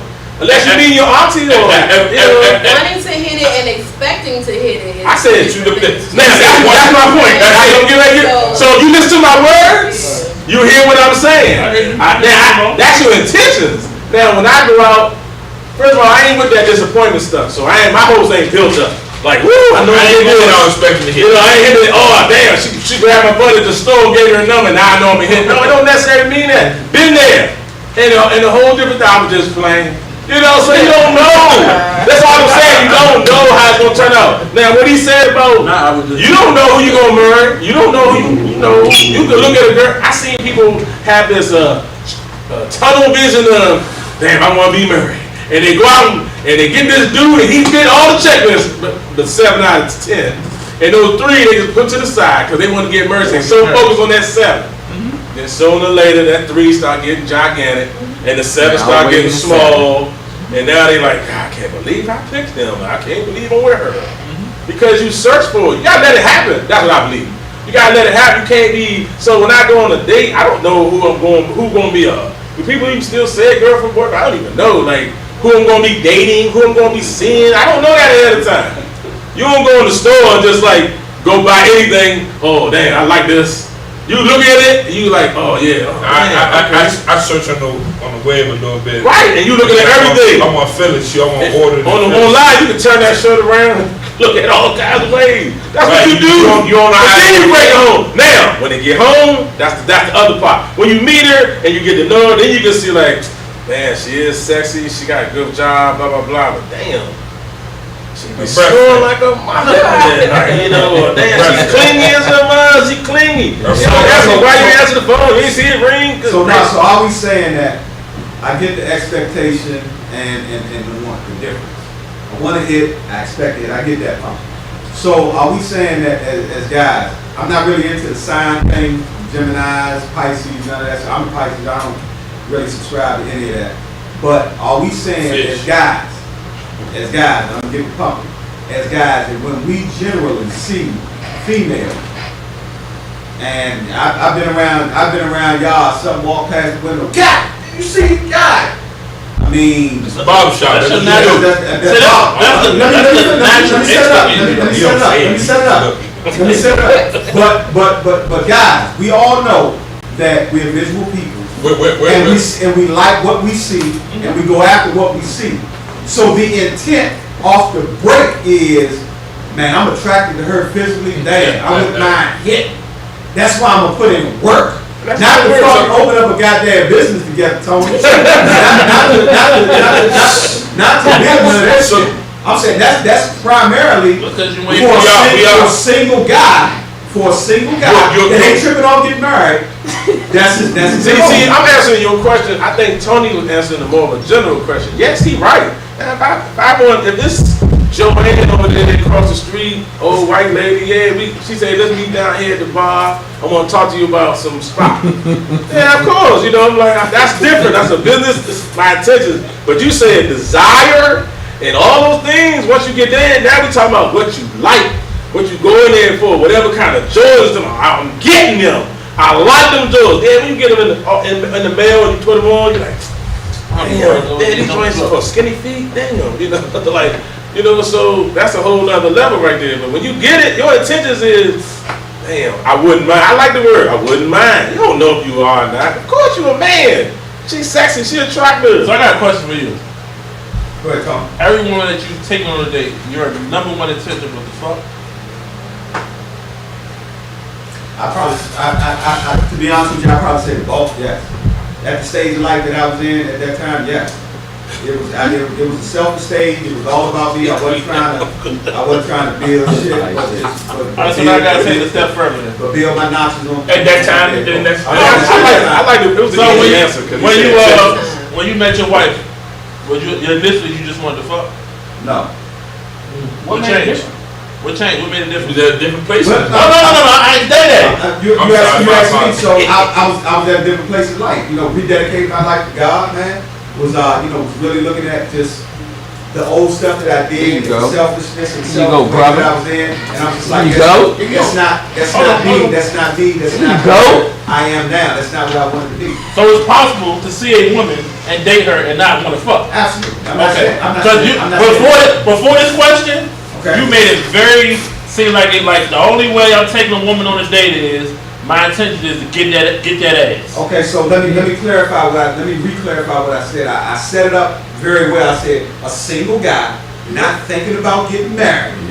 Initially, when he sees a woman, what are the intentions? So when you saw your wife, you were in the mindset that I want to get married. Yes. Yes, back then, yes. But you didn't know it was going to be her, though, right? But you did know it was going to be her. But I did know it was going to be her. Right. But I did know. But you were dating for marriage. At that time, yes. 12 years ago, yes. Which meant you wasn't looking to fuck. No. So you was okay if you didn't fuck on the first night. Was I what? You was okay if she made you go 6 months with no ass. Yeah, that's cool. He didn't go Dutch either. But listen, and I'm He did go Dutch though. But hold on. Hold on, you can hear. Hold on, let me get taken up. Hold on. No, let's take it. Repeat your question, Tay. Did you go Dutch? No, I did not. Of course you did. But why? I was in a totally different. To his defense, he's already stated that he don't get no defense. He defended the sex part. But Juice, you right? I got no defense with the Dutch part. But I agree with Juice when you're listen. We've all been young and so I mean, I don't know if the word is immature. Come on, Johnny Carver. But I just feel like we've all been young and to a point where we've done things in our lives, say in our early years, that you wouldn't do now. So what's your motive when you hold on, stop, pause. Listen, hold on, that's okay. Johnny, I know he like to come to me with that. Hold on, I'm ready. I'm ready for him. Your client specifically said on the day of the dating topic, on the first date, I don't know if I'm going to like you, so I'm not paying for your meal. I got to find out if I like you first. He didn't put a stipulation on if I was dating to get married. He said on the first date, I don't know if I'm going to like you, so I'm not paying for your date. You going to pay for yours? That's what I said. Yeah. So why you pay for a meal on the first date? I was in a different place. That ain't got shit to do with let me say that. You asked me a question. I answered the question. All right, go ahead. So some of those things are in you, and then some of them there's motive. Now, so that paying for the date is not really motive driven. Then it's in you, right? So you just said with your wife to be, or you already married 12 years ago, you went ahead, you didn't do the Dutch thing. You went ahead and paid for it. Absolutely. But prior to that, you wanted people to go Dutch. You felt it was better to go Dutch. Oh yeah. So that Dutch thing is just in you.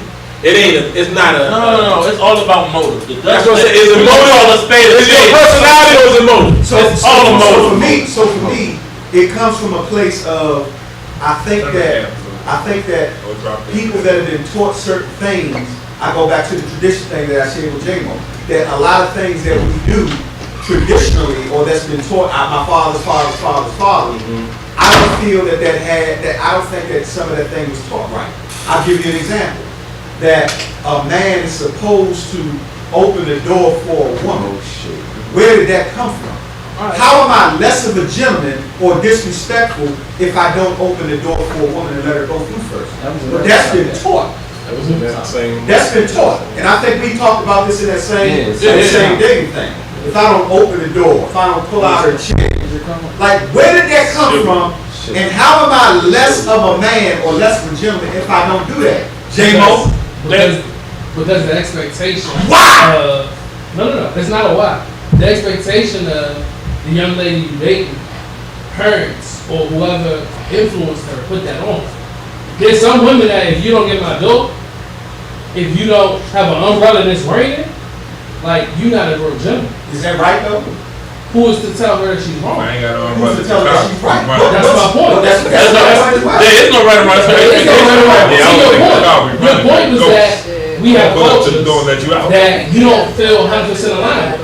There things with my parents that I'm not 100% aligned with. That doesn't mean that they was wrong. That doesn't mean that I'm You right. got some cultures that women aren't supposed to speak unless a man lets them. Absolutely. That's their culture. Again, But he did say the way they raised, and you're right. If you meet a woman that's African women, they believe in taking care of you. They bathe you, everything. Food should be cooked. They shouldn't talk back. They do what you say. They're very obedient women. Real African, not Americanized. I wouldn't say obedient. I would say they're more submissive. I would say they have been taught that, hey, you know, the male figure is the predominant, and you know, I'm going to do things to make it so that he feels comfortable being who he is. And I would say, J-Mo, who said that that's It's not about it's not about right or wrong. But I also feel like too, that's where the mask and being authentic come from too. I dated an older man before, and he was like, "Look, I'm not the type of dude. I don't open no doors, you know." And he let me know the type of man that he was old buck. So I couldn't put expectations on him that I thought or I think is right because of the way I was raised on somebody else. You feel what I'm saying? Now I could if I wanted to, but it's just like, you know, a compromise to me where it's communication.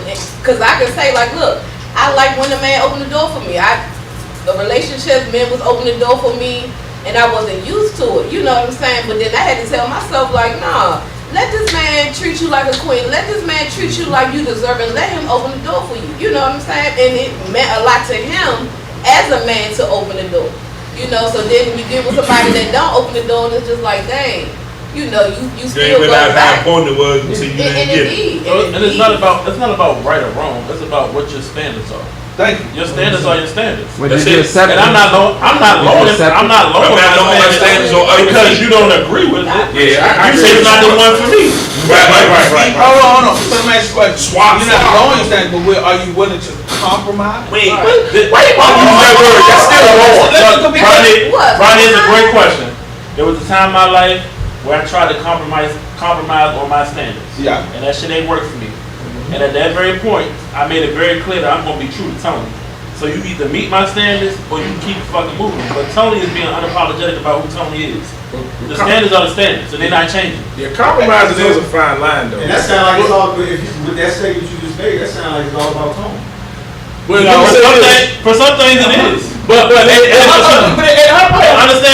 understand that and I even tell my wife this to this day. For some things, it needs to be about Shalante. Not about Tony, not about Little Tony, not about Mariah, not about Isaac. There's some standards that have to be across the board for everybody, and they shouldn't be lowered for anyone. Like there's some standards that you just should not break on for anybody. Yeah, I'm with that. It's some standards, and it's all about your values. Now, it ain't your values ain't always their values, and then there is that fine line of compromising. I was going to ask before they brought that up. If I felt like, dang, if she was into door opening, and I thought, God damn, this ain't easy for me to use these words. I thought she was the right one, and she was into that, and I'm not, and I don't see nothing wrong with compromising to that, and I want to lose her because of that, if I thought, because it's all psychological, I will start opening the door for her, if that's what she was used to. But you're right, eventually, if it ain't, you know, I go back to myself because it's hard to change, you know, who you are. The reason why I asked about but who we are sometimes is adjustable and altered. No. The reason why I asked about compromise your standards because your standard can evolve. And with that evolution, so basically what you're saying is, if you find a person and you have this standard, and they like something different from your standard, are you going to evolve to that and compromise to meet that? Come to a common place? Because some people say, like you said, at a certain point in time, people will say, all right, this is my standard. I'm not giving. I'm not budging. And if that would make that because the reason why I say that is, a lot of times you have standard. Your standard is what makes you happy, what makes you comfortable.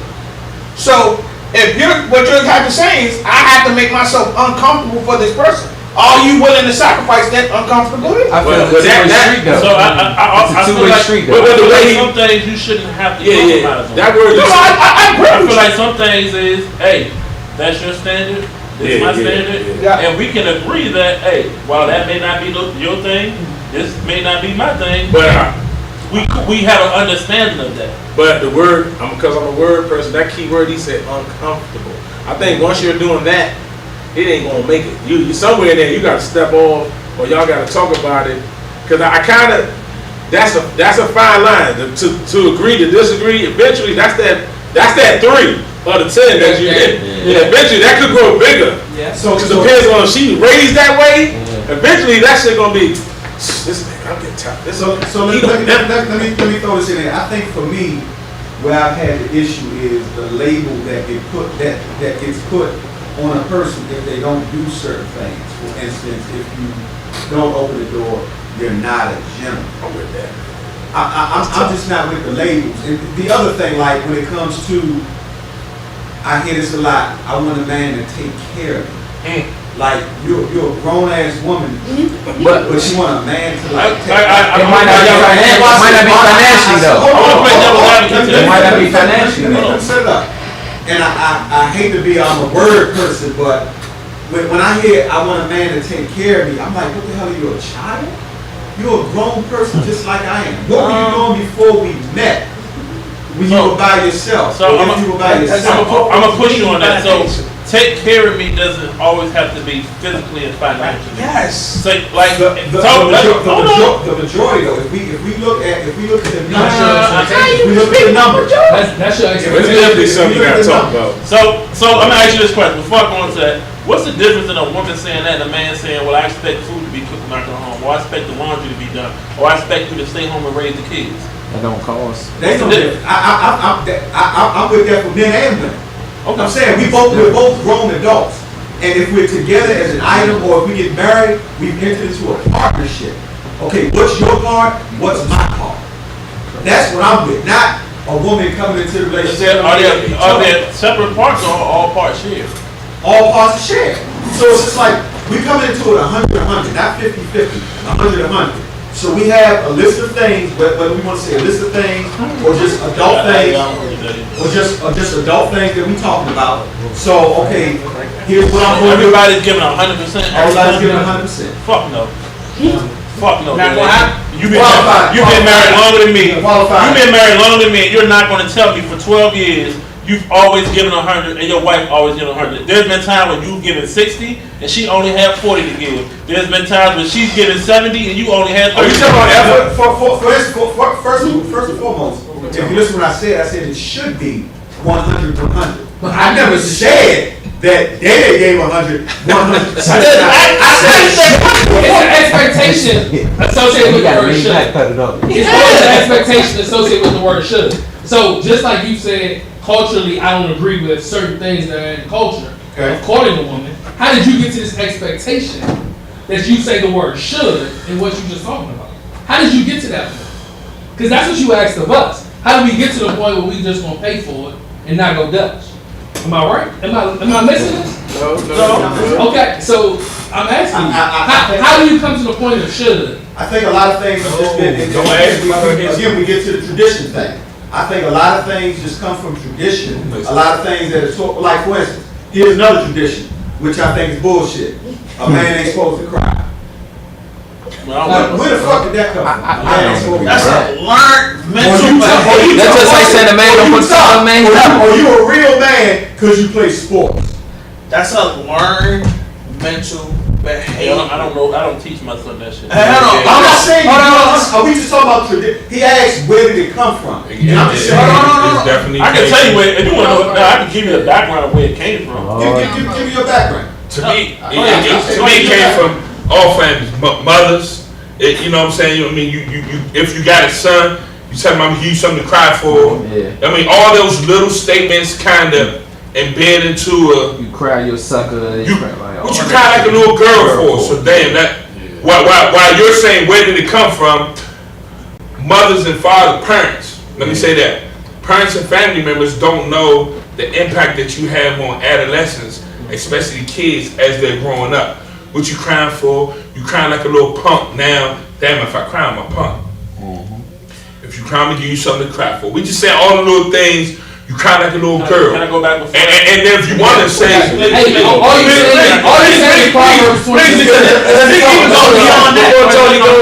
because he gonna clean it up. He gonna give us the educated, professional theory. I'm just gonna give you street. I agree with Juice. A lot of things are evolving as we say, because a lot of things was from way back. Exactly. And because like we said a couple shows before, women wasn't working, wasn't even allowed to work. You know, they took care of the house. So yeah, you know, and the father had you out there on the farm, you know, crying, you had calluses at 5 years old, you know, stuff like that. So a lot of things have evolved, some things haven't. And I guess I almost want to say that's starting to evolve a little bit, probably not enough, because I remember in the other barbershop, there was this dude, and he used to body punch his little son, and he used to swear that was making him tough. And I used to want to go at him so bad, David, I can't even tell you his name, I'm not going to say his name, but he used to like, boom, boom, boom, boom. I'm like, you think that's making your son tough because you hitting a little 5-year-old in the body? Like, that's not a reason that's going to make him tough. Right. A 5-year-old hitting him in the body with your grown man hands or your grown woman arm. You know, damn, you popping whooping their ass, that's a whole nother reason. But if you going to the body and I'm like, stop crying, boom, boom, stop crying. Like, damn. All right, let's get to the science. So and we gotta have a topic, because I said I was gonna say this last week. We too often, and I say we as a people, live by ideologies and theories that we don't understand where they came from. Sure. And we just follow them without understanding the true history of them. Blind follow. So the whole idea of you can't be weak really came back in the slavery days. You couldn't show weakness because weakness got you separated from your family, it got you shipped away. It had nothing to do with you being a punk or being a bitch. It was when you go out this door, you have to present a certain way so that you can come back into this door at the end of the day. And if you didn't present that, you didn't make it back.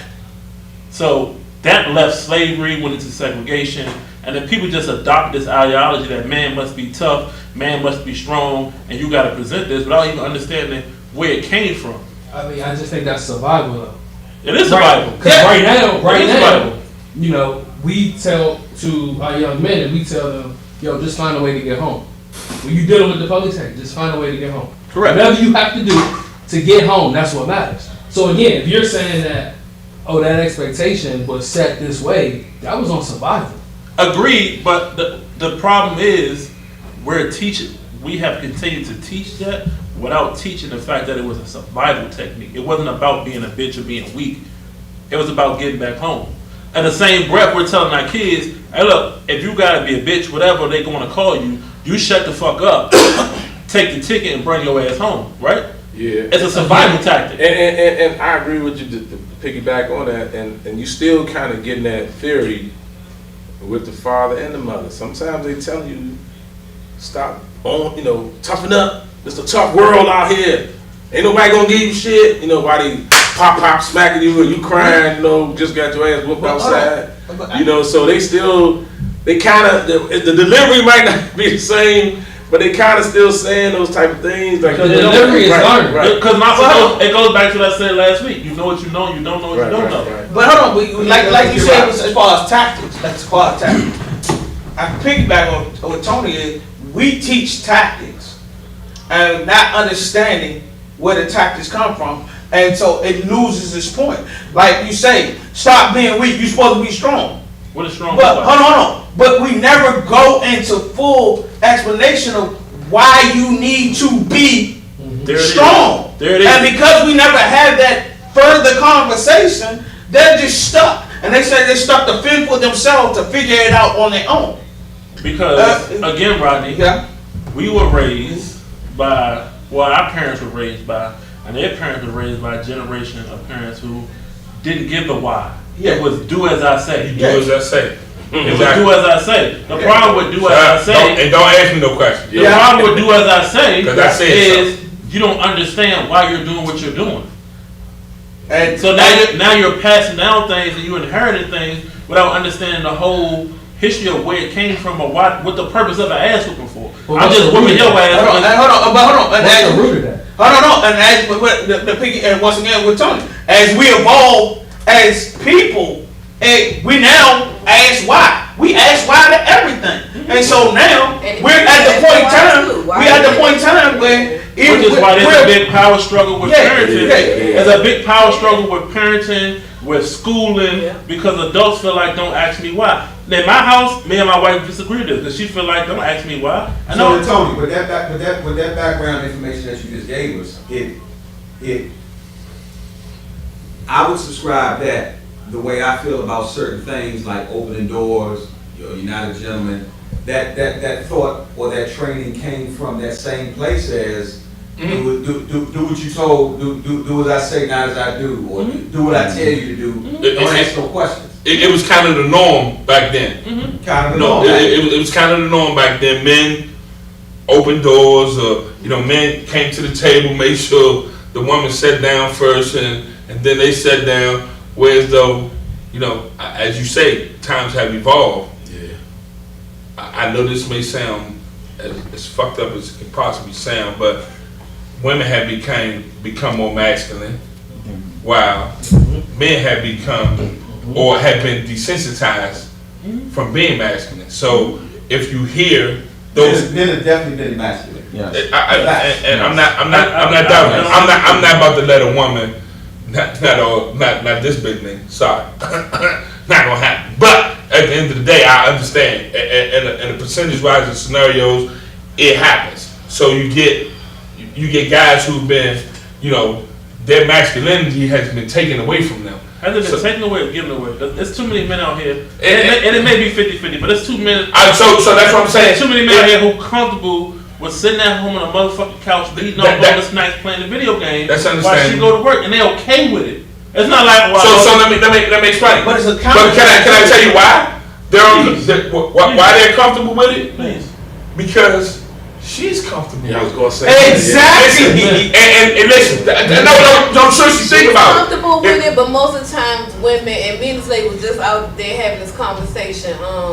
But most women deal with this. So she was saying that women that make a lot of money are willing to accept men that don't make as much as women, which I feel like is true. But in our women's minds, we don't feel like we're some women, but it's not with the intentions of us being better than our men. Most of the time when because of the time. So this is why I feel like the Bible, when it be like people get wiser and weaker too. So it makes sense, but we're not moving like that. So the men like the women that got our stuff together, because you always hear men praising women about being an independent woman and all of that. So that's where feminism, I feel like feminism comes in. Like for me, with my father, it was always, let me make sure you know how to do these things, which I feel like added more masculinity to me. But it was his way of trying to protect me or prepare me for the world. But now I'm just, this woman that I can do it myself, but I make a man that I make my man feel weak, or he feels weak. So was your dad preparing you for the world,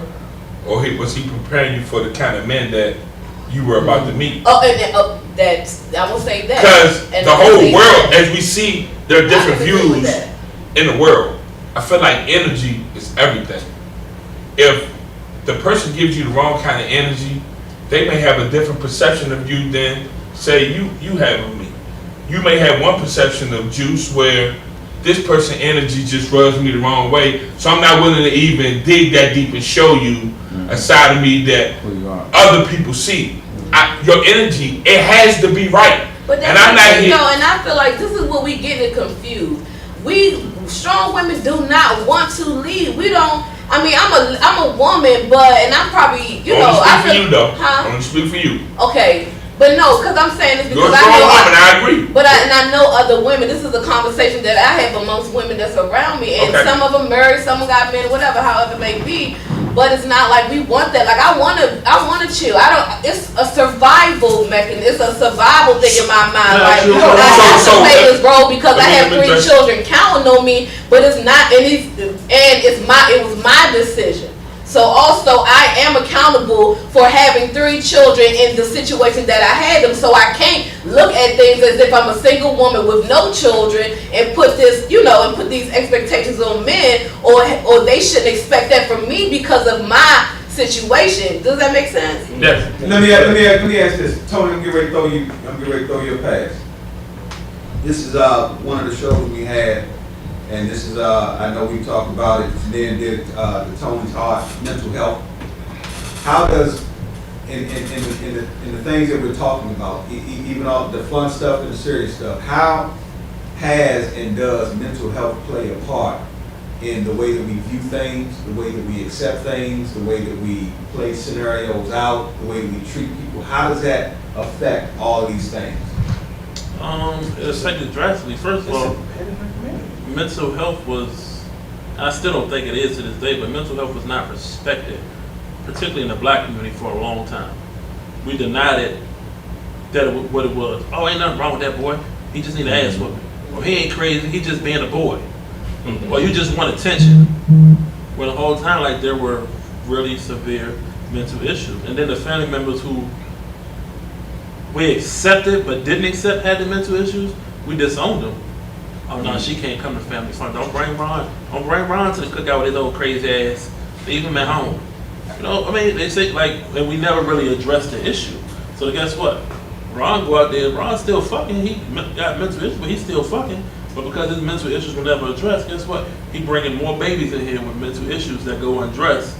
And now we just got a world full of, that we're dealing with right now, full of babies and kids who have mental issues, with parents who have mental issues and trauma that has gone undressed, which is why suicide numbers in African Americans are going through the roof.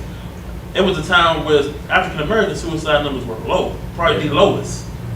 Now they're skyrocketing because we won't accept that mental illness, depression, all that is real. Oh, you just need to get over that nigga. I don't know why you over there crying, worrying about that next sorry ass nigga. No, she really is depressed. And based off of what you're saying, I got you right. And based off of what you're saying, I think that a lot of ideologies and a lot of things that we teach our kids potentially could come from a place of mental illness. Hold on, Daddy. But Daddy, it goes well beyond that. Mental health, and this has come from a person who suffers from PTSD. And a lot of, a part of me and a part of the therapy sessions that you have to go through PTSD, understand. Mental health is the most misdiagnosed disease in the world. Not in this country, it is most misdiagnosed. It's the most untreated disease. And it's because people don't even look at mental health as a disease. It's a disease. Because what happens is, once, like Tony said, you have Lord John that has it, and now he's passing it on to somebody else, and then now they're passing it on to somebody else, and it keeps growing and growing and growing, and it's not being treated. So now the disease no matter how we look at it, the disease is spreading faster than we can control. I'll tell you why it's so romantic. Tony, let me ask you real quick. For those that don't know, because if you would have asked me, I'd probably give you some general answer. Tell us what PTSD really is. Oh, go ahead. Yeah. Because I couldn't give you an intelligent answer. I could just give you what I think it might be. PTSD is any traumatizing experience. Post-traumatic stress disorder. It's probably called post-traumatic stress disorder. Right. But basically, in layman's term, it's any traumatic experience that a person has. Somebody can come in here and shoot this barbershop right now, and one can go into PTSD. And you can pass that on. Hold on, we injured. Especially through your genetics. Yeah. So let's be accountable for our history. Once again, it's like we know, but we don't want to it's now. We know, so our children from now on should be better. We keep carrying on. I just feel like the mental health thing, and one, because I have a child that was put in with that, was in that box or that category, and I never looked at my child as anything being wrong with him. You feel what I'm saying? Now, all I felt like, they say I never felt like something was wrong with him. It was the teachers, and I feel like it was the teachers. And it's because of the standards or the expectations that we put on children, or even human beings, like everybody's supposed to be the same. We know, astrology, so you know that you move on a different, you. So we're not all really going to act alike. And who am I or anybody else to say that someone should act this way? Not dismissing mental health. I'm not saying that that's not true, but what I'm also saying is we still won't be accountable for what we eat, what we watch. All of these things play a part on who we are and who we become. Those things feed the mental illness. That feeds mental health. Those are. So my question today is to help people really understand the severity of mental illness. Yeah. There's only one fucking organ in the body that you can't transplant. What? Your fucking brain. The brain is the only organ in the body that you can't get a transplant. So what about when people be hypnotized or things like that? That's like mind control. So that's the same mind that the mental health issue is. What you say? I'm just saying the power, how people's minds can be controlled, as well as people having mental health. Well, let me ask you this: we said that I heard someone say that it was genetic. But the example was given that you experienced the gun. I felt like that was a good example. The post-traumatic stress. Yeah. So how is it genetic if it's an experience? That's a form. We just talking about one form. It's more than one form. It's multiple. Let me break it down. So you gotta understand. I know mental health is. So trauma is a PTSD is a form of mental health. Trauma. Right. I'm with that. Trauma is a form. Trauma is an experience. Right. Exactly. Trauma is an experience that then affects the brain. That's why it's called post-traumatic. Right. The disorder comes after the traumatic experience. But there are some DNA genetically things like schizophrenia. Well, I understood that. I was just talking about one thing, and I was just talking about that part. Of that particular. I thought you were saying that was genetic. So if that goes unaddressed, trauma can't be passed. Well, that's not true. Trauma can be passed in the womb. In a womb before baby's even born. There are actually studies that Pumpkin's trauma can affect not her daughter, but her daughter's daughter through DNA and genetics. That's how deep it can miss one. I think it has something to do with the chemical reaction. The chemical reaction and balance in your hormones. Yes. So like too much dopamine or too much, I think it's cortisol. Dopamine. Here's a scenario I was going to bring up. In my lifetime, I've met women who've told me they were abused by their spouse. Not only were they abused by their spouse, so were their mom. And I've always wondered, like, damn, how the hell could you see something happening and let it happen to you? Like, how could you watch your mom, let's pretend you 8 years old, and your mom got abused as bad as you knew it was bad. And then how did you get in the same relationship from 25 to 30? Do you know? Also. So the question is, no, seriously, because you read on it, and I know me and Tony and J-Mo, like it's shit like this we discuss sitting at the school while trying to diagnose kids and understand why certain kids act the way they act.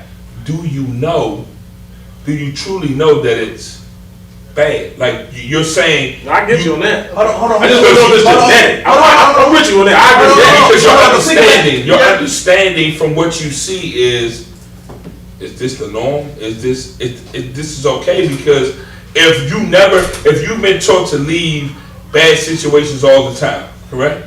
Mm-hmm. And then the person you're around never leaves this situation, then you go, okay, but it's really not that. So hold on. Desensitization. When we talk about desensitized, just like Juice was saying, do you know?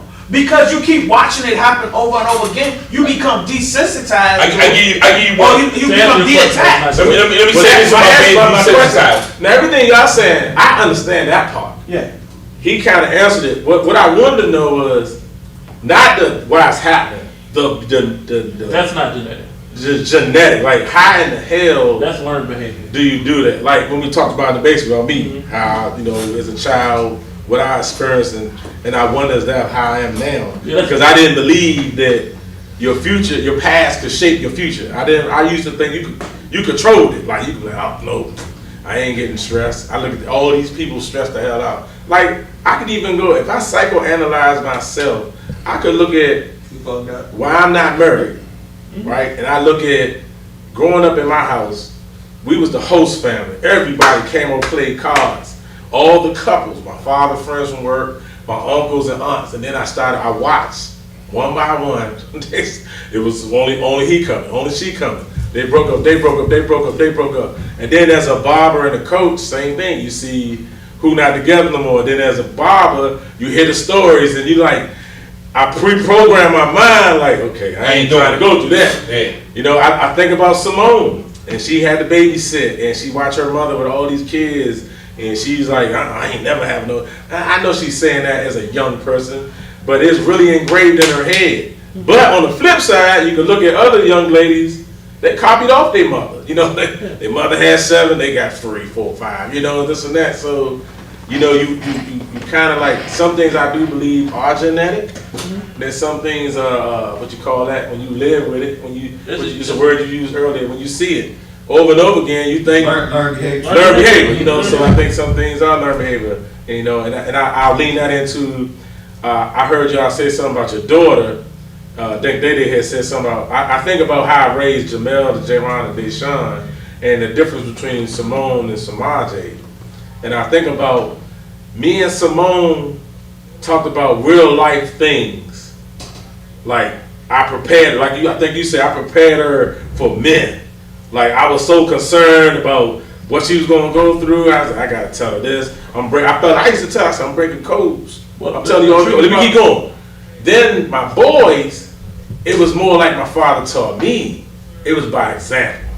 Like let me show them how to survive. I think y'all said it earlier. Like, okay, they seen the power out, the water out, they gassed out. On the flip side, they seen a dude come, cut the power on. They seen a dude come turn the water on, and stuff like that. So indirectly, like my father taught me about the God and how to fix a car and all that. Indirectly, he didn't say, I'm gonna show you how to fix a car. I'm gonna show you how to do a car. He didn't do that. On the flip side, my mother sat me down in the kitchen. We learn how to talk, learn how to be confident, speak with your mind, be confident, say what you mean what you say. If you're gonna be a liar, be the best liar, sell it, look people in the eye, all that. Yeah, she believed in talking. She believed in being confident. She believed in that. Like she believed in that. Django, you had something. Can I ask him one question? Go ahead. Did you teach her how to deal with men, or did you teach her how to deal with men like you? I taught her how to deal with men. I had to do a big scale. Because in her eyes, I couldn't go by like me because her eyes on me is St. James. She know because me and her talk, so she know about my history. She know. I share my history with all my kids, but she know in details about my life. Yeah. So, and it helped. So she recognized, like what we talked about earlier about red flags and stuff like that. But what happened was she became, and it could be my fault, and I ain't saying it's a fault, but she became. The reason I asked that is a little tough we know early as a mug, but tough as I don't know what. We know the type of dudes we have the capability of being to women. So often when we have daughters, we try to protect them from that type of dude. From guys like yourself. So maybe the answer to your question is yes. But we don't actually teach them that there are guys out there. She ain't know it was not like us. She didn't know it was me I was talking about. Well, now she So to go back on the mental health piece that everybody was talking about, stats that you don't know, right? 1 in 5 adults experience mental health each year. 1 in 20 adults experience serious mental health each year. 50% of all lifetime mental illness begins between the ages of 14, and 75% of that happens by the age of 24. So if you want to put, but what community is that? Again, this is so now hold on a second, Tony. The numbers are gauged to Caucasian people because Caucasian people then say, all right, let me get my child evaluated. Let me make sure that this is put on record. Whereas there are some people that are in this room that if you say, hey, I want to get your son evaluated, they're like, what? Right. Ain't nothing wrong with my son. My son do this, my son do that. They don't realize that the things that they have developed and coped with throughout their life is some form of mental illness. They don't understand it. Absolutely. Again, a lot of times with mental illness in our society, we have to look at ourselves first. And how many people really want to look at themselves to then say, you know what, this is wrong with me. Right. I know this is going to be wrong with my son. Yeah, Let me get my son this help. and I think that, Tony, I think you should tell, another thing, I'm going to use misconception because I don't know, but I'm just going to assume that when they hear the word mental health, J-Mo made a great point. We went through that with Marquise and his mom, and stuff like that, God rest their soul. But they think of mental health as such a negative. Like, oh man, ain't nothing. Like, to say, ain't nothing wrong with my son. No, it's not exactly that. He went through something. Let's talk about it. Let's try to get him back on the right track. So, yes, to your point, people not get away from mental health, but people need to really understand what the word trauma means and what it means to have a traumatic experience. Mental health doesn't always mean, and this is not the correct term for the people out here, but it's a term that the people in the room will understand. Mental health doesn't always mean that you're retarded or you on a short bus. Right? That's mental health. And for the African American community, when they hear mental health, they automatically associated with, oh, he was on the short hallway, that short bus was picking him up, or he retarded. That's not necessarily mental health. Like, depression is mental health. Getting your ass being mentally or physically abused can be a traumatic experience. Like, some parents feel like, oh, I'm just whooping my kid's ass, I'm disciplining them, and don't realize, like, every time you whoop their kid's ass is a traumatic experience. But they see it as discipline. Nah. I have a I question. agree, it's a fine line. I have a question. Go ahead, Tay. I mean, I know y'all was touching bases on mental health and all that stuff. Right? So, God damn, that's crazy. No, I just want to know. Get the glass beer out. Go ahead, I mean, Tony might get help me with this question, or maybe Juice, J-Mo might be able to help you. or maybe J-Ho. Jesus Christ. But I'm gonna put it out there for us. Boy, put my seatbelt on. So, what is being addicted to sex or sex addict like? Is that some type of? That is a real thing. No, that's you. That's a So how much sex do you have to have to be like, damn? You know the term? Some people want There is a term for that. that. There's a term for that. No, it really is. It's called a nympho. Yeah. A nymphomaniac. Nymphomaniac. Because you may just like to have sex. Like, yeah, I want to have sex. My dick hard, I want to have Hey, let me sex. say this. I've actually had a conversation with somebody about this, and you got. There's a difference between just wanting to have sex and being addicted to sex. 100%. If you're not harming someone to have sex, if you're not doing the things that to make it simple, if you're not doing the things that a crack addict would do to have sex, then you're not. You don't have sex. You ain't paying for it. You just You like to ain't have sex. You're doing You're all. not using your taking Right. your paycheck saying fuck Yeah, the yeah. rent and all of that. Like, I'm losing jobs. I'm going down on. So it's okay to have sex every day, twice a day. You wanna have sex every day, To me, twice a day. nympho. That's not addicted to sex. To me, Yeah. addiction and nympho is in the same, like Tony said, but it's when you have to. You have to have it. Like, for mentally. You can't live without it. Like, yeah. I can't function. You can't. Yeah, that's the better word. Yeah, I can't function. I can't function on a daily basis. So think about this. So when you wake up in the morning, No, Brian, you think about what I'm about to ask you. How about that? you think about when you want to wake up in the morning. No, fuck you. No, go back to this nigga over here. Because he thought he was cool with the motive on the first date. But I'm going to come back to that. But I'm still about to ask you this question. So, I'm just curious to know, big guy. So, my question for you is, if you are single, what is the average amount of times is cool with having sex? Then that depends on. Like, are you talking about as in, at how soon should you be expecting to have sex with How many times a female? How many times a week would you like to have sex? How many times a week? Would you like to have sex? Listen to the word. First Like of to all, have sex, Would you like to have to me, I feel like that's dictated by the person you're having sex with. But if it's multiple. I don't think. Yeah, Let's to the question, Juice. You said how many times would you like to have? Would you like to have as a single man? As a single man, Yeah. it depends on if the person I don't like having, like different people attack different things in your body. But Juice, if you could pick a number. If I like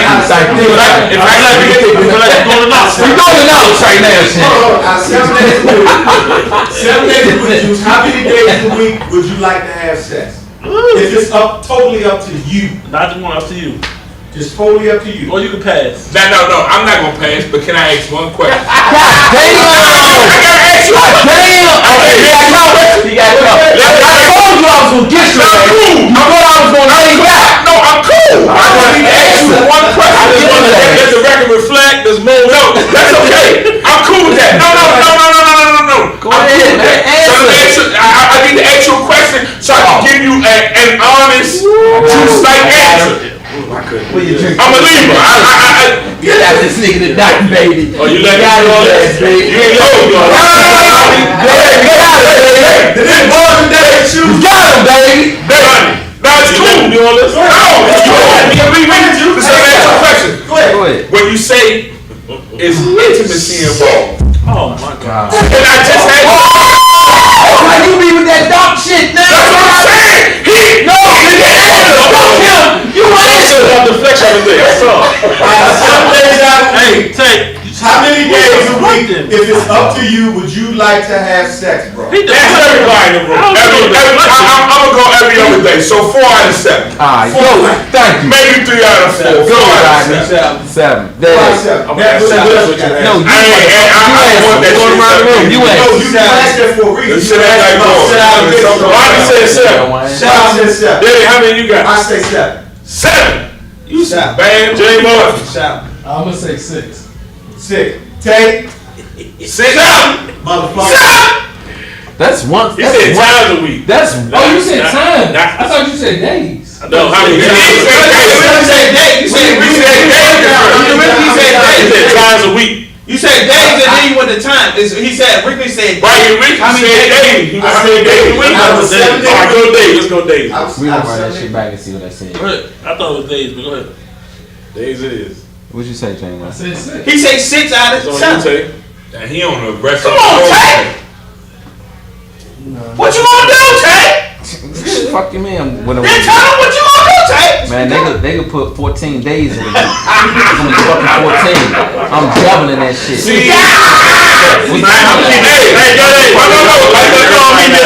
I don't want to fuck 7 days a week. I don't want to fuck 7 days a week. And then intimacy. No, hold up. Now I gotta care about how you feel afterwards. Yo, you don't want to hear. You don't want to hear no more. You don't want to hear no more. You got questions? I said I'm gonna get you. The question was, How many days a week? how many days a week if you could choose that you would have sex? I'm This said cool. nothing about being intimate. No, This said nothing about making love. Oh It just said man, that's that's wild. That could be Jesus quickie. That could be in you, man. Hey, I'm outside the job real quick. Thank you. Hit me y'all. That sound like some shit. Hey, I'm 4, maybe give you 5, but That's cool.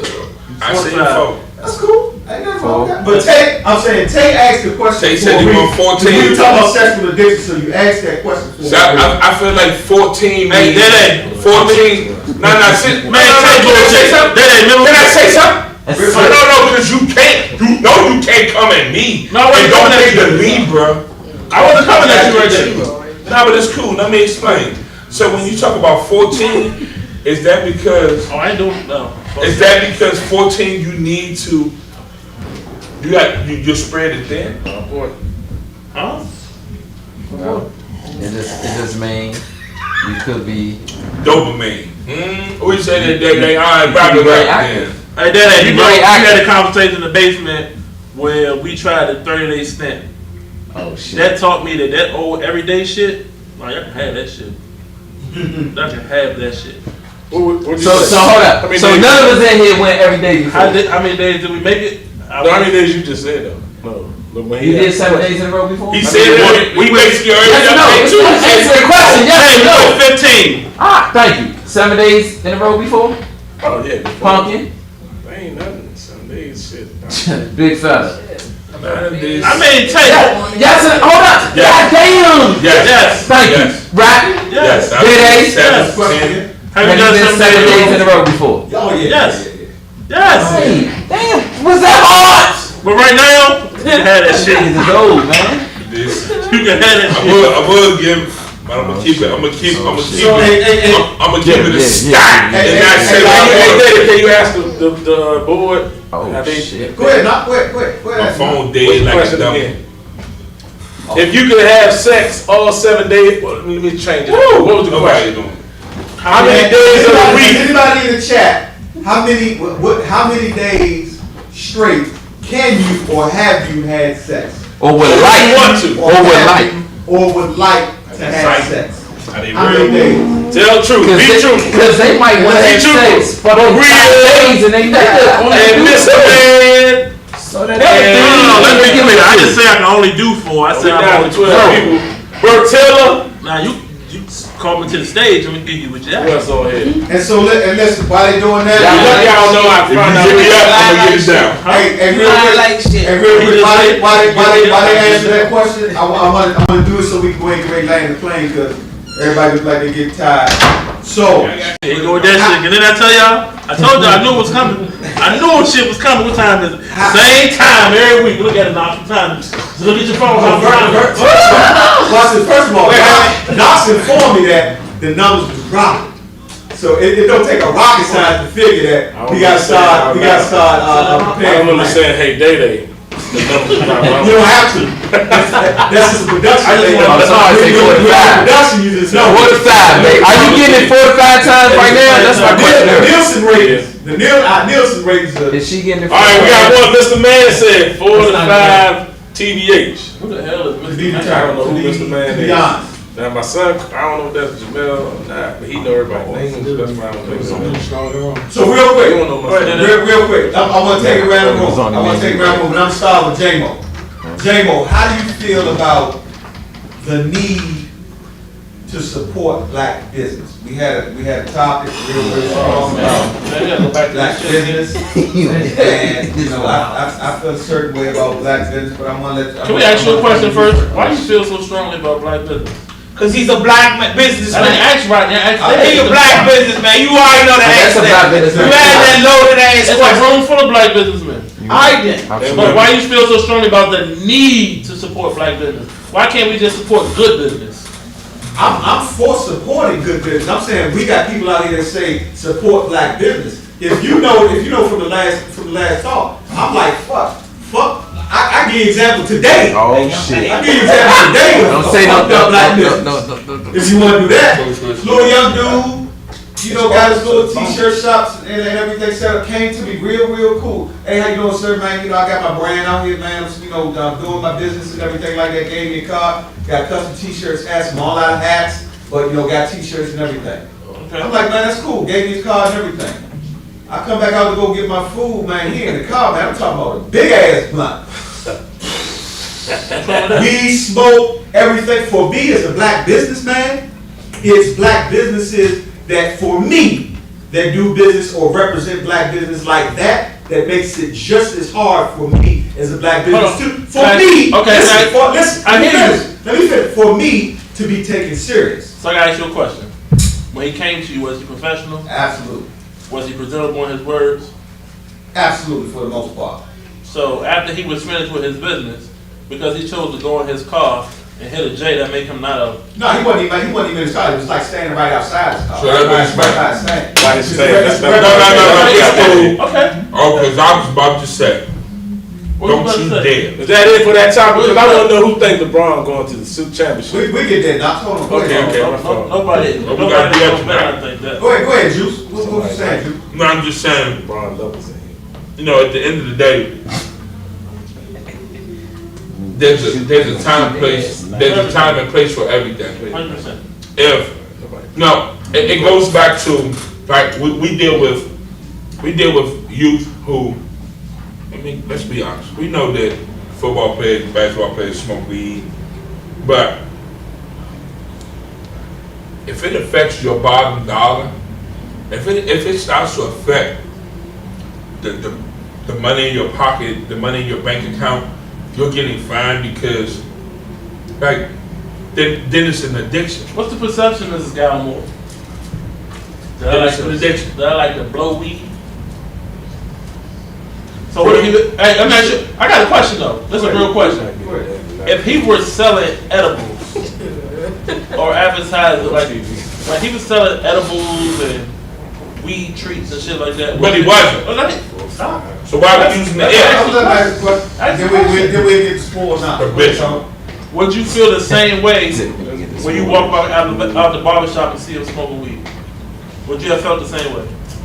If he came to you very professional, gave his card, hey man, I make treats, I make butters, I make candy. So you ready for the answer? So again, it all comes down to what you said, the perception. So if he's selling edibles, that's that arena for that. So he's only really gonna market to people that want to do and focus on that area of business, weed, edibles, or whoever's into it. That's his thing. Do you hear yourself? Can we hear how hard it is? say that perception? Do you hear yourself?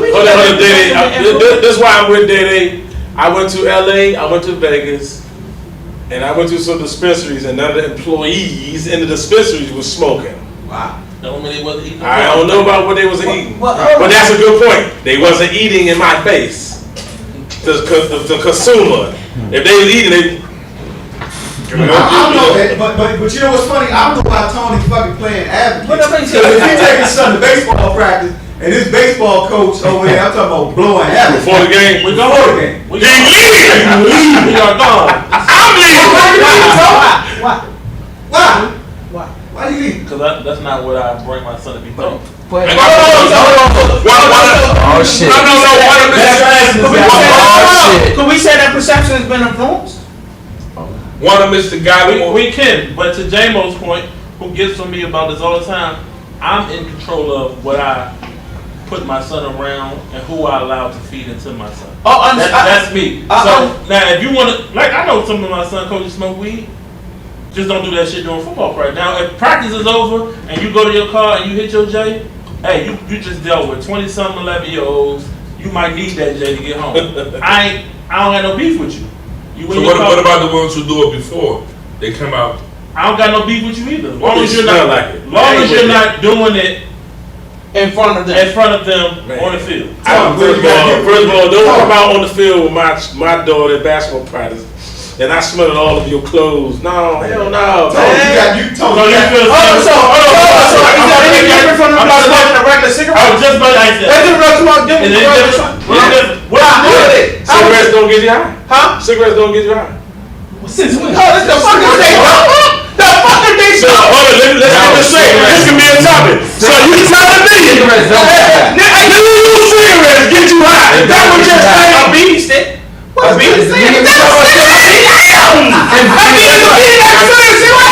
is considered? Hold on, don't wrap it up. What does it matter if it gets you high? Because that's called under the. Can't buy no cigarette. What the hell is a cigarette? It don't get you high. It don't distort your thoughts. It don't make you lazy. It don't make you high. I don't know what they smoke. Nicotine don't do that. Nicotine don't do what? Nicotine don't distort your thoughts. I don't know. Yes, it does. It does give you a buzz. Nicotine is addictive, dog. If you do snuff, you get the buzz. It's liquor. If you do spinach, you get the buzz.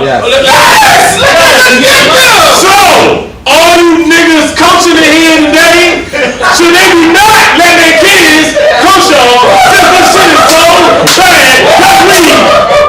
If yes or no, that's all I want to hear. I'm gonna answer that question. I'm gonna answer the question. Don't give the explanation. The question that they asked me was, if I walk on the field, and he asked you a question. No, listen. He asked, cause y'all like to change shit up. Question asked was, if I walked on the field and the coach was on the field blowing it down, was I standing? I said no. And I also said, if he was in his car after practice and I saw it, I don't give a fuck. If he was in his car before practice, I don't give a fuck. I will tell you this, if we walked into that facility on Monday with this red cup in our hand and it wasn't some H2O Gatorade, it'll be our last day. So it sounds like you kind of making my point for me. What's your point? My point is, if you, as a black business person, our black businesses, I would love to support our black businesses.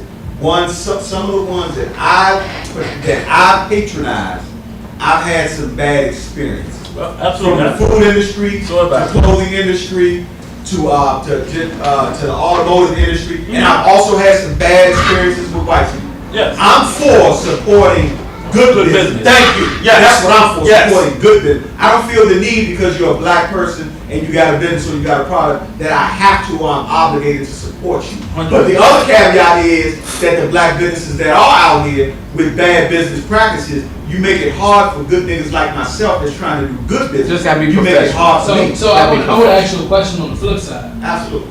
Do good black businesses, do you invest in them? Define invest.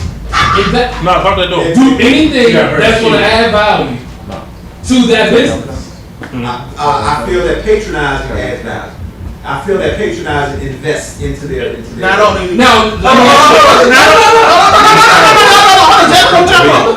patronizing, but then if it's good black business, my word of mouth, because now I'm going to promote that business to other people.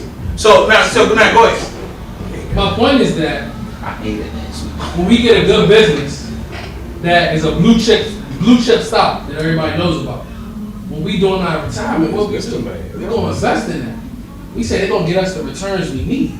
My question is, do you do that same thing to a black business? I have. How can you hold the expectation on the lower half, but not have the same expectation for the higher half? Part of the reason why I'm in business is to find those black businesses that don't understand the stigma that's around black business. There's a stigma around black business. You have to be 100% accurate, 100% correct. That's not the case. You just have to be yourself. If being yourself is that you're in the car smoking a J, you need to set the expectation that this is something that this business does. To your point, we said if there was edibles, it would be accepted that, oh snap, he sold edibles, he just fired up some weed. It makes sense. Again, you are who you are. Any business that's in it, I'm gonna market you as, yo, this is how Ronnie want to do business. Tell for you. You gotta understand with black business, we gotta find our niche clientele. Our niche clientele is not our people. Because the system of business has said you go with who's gonna give you the best bang for your buck. That's not black business. For every dollar that is fundraised, do you know how much money is funded for a black business? It's 15 cents. So you're telling me that 85 cents of every single business that's not black owned gets that. Of course they're gonna have a lower break even, which means that the cost is gonna be low for you as a consumer. Yeah. 100%. So if we have this expectation that look, if we have that expectation that look, I want to get this money from this business, and and I have, because this price is $60, that I have this high expectation that the quality of service needs to be to this point, I say you gladly mistaken. I work for a Fortune 200 company in regards to car rental. You don't know how many times we rented a car that smelled like weed that went to a client that was okay that it smelled like weed. Guess what? We make money off that. But then if someone who doesn't like the weed smell, my son's asthma, that they look at that, they went up 10 chains of the command, and now you in trouble. Now watch this, Jamie. Let me ask you this. You think that Fortune 200 company would be in business and everybody behind that counter renting cars was blowing J? This is the point that I want to make to you. How many CEOs that you don't know smoke weed, smoke crack? I'm just want to answer to that question. No. See, that's the thing. We signify the frontline workers as this is how the business is. Thank you. Now, I'm just saying that the CEOs can have the same type of problems that we have. No one goes there. So you have to the face value because this is the representative of your company. It is not the one that's representing the standard and the SOP of your company. So let me ask you a question. Are the details of Bezos and Gates' divorce going to come to the forefront or what actually was happening behind the scenes? No. It's not going to come to the forefront. So you don't know what was done. The dude that's the pedophile, that's in jail, that they had to kill. They lynched him. What's his name? Epstein. Yeah. How many people don't you know are associated with that? That you got their stock. That you giving them money. That you allowing them to keep their business on and have their business get stronger and richer. This is not people. Hold on, we got spoiled now. What you got? No. Daddy, you and your little antics, man. I'm just saying, you can fall out of the chair. No, I didn't do that. We got you now. You on now? No, I kind of, first of all, what we don't know, we don't know. See, that's a whole nother thing. If I walk into, you pick whatever. If I see you, if I go, as much as I mess with you, if I go in your office and they in there smoking, yeah, now if I'm smoking and I got money, y'all gonna take me, of course. But if I go in there and see you, if y'all all there, yeah, can I help you, sir? Yeah, what you got? Let me see your stuff. You know, you can talk professional as you can. I'm like, all right, so I'm gonna go somewhere else. Yeah, but not as a business owner. If you have one of your barbers outside doing the same thing, how does that make you feel? It's the same that if I thing. say, you know what, I ain't going in there. It's the same thing. Because they doing this, they doing that. But do you check your barbers? Hold on. Yeah, it's the same thing.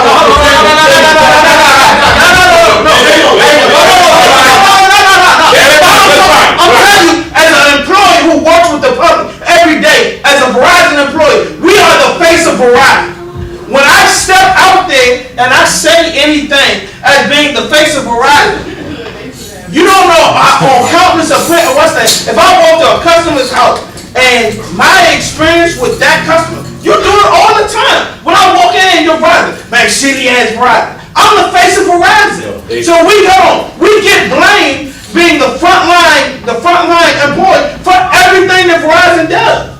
And it's not even in our hands. What's your point? I got a question for David. What's your So point? hold on, so when Jamo's talking about keep the camera is, or when you look at as far as presentation, if that frontline person is giving that negative presentation, what happens? That's how your business is judged. That's I'm why not damn still get the point. That's why I agree. so successful, J-Mo. To your point, Don't nobody know the owner. Don't It's nobody know that. But they know that business model, and they know that every It's an emergency. has that same standard operating procedure. It's my pleasure. again, Here, it's my. Now watch this. Are you going in that Chick-fil-A and the dude behind the counter? You see him. It's an emergency. Put the joint out on his foot. You really ordered food from that? You really ordered food? He blows you up in your face. first off, we as consumers buy goods from businesses that either fit a need or they fit a culture that we like. What you're talking about from Chick-fil-A is a culture piece. I come to this barbershop for the culture. How it is when you come in, the conversation that happens. How many other industries are culture based? How many industries are, what's the bottom line based? When you go to the grocery store, you want to go to whatever store is going to get whatever's on sale that you want. If you like crab legs, you want to know exactly who going to have the lowest crab legs every holiday, every non-holiday. That's what you want to do. Absolutely. But you going to go to a certain place to get an experience because the culture is right, the vibe is right, where you going to pay top dollar. Okay, and to your point, you did for what Not you to just take the white button. At least I speak for me. I can't say you. Me, I left a business, a car detail shop. Car detail shop. I want to get my car detailed. I go to the detail shop. The dude in there washing cars and everything. And I'm like, hey, what y'all charge for for a full detail? They was like, oh, you gotta talk to the dude over there sitting in the car. God damn, sitting in the car. I go to the car. He opened the door. Hold on. Woof. What's up, Chan? Hey, what y'all charge for detail?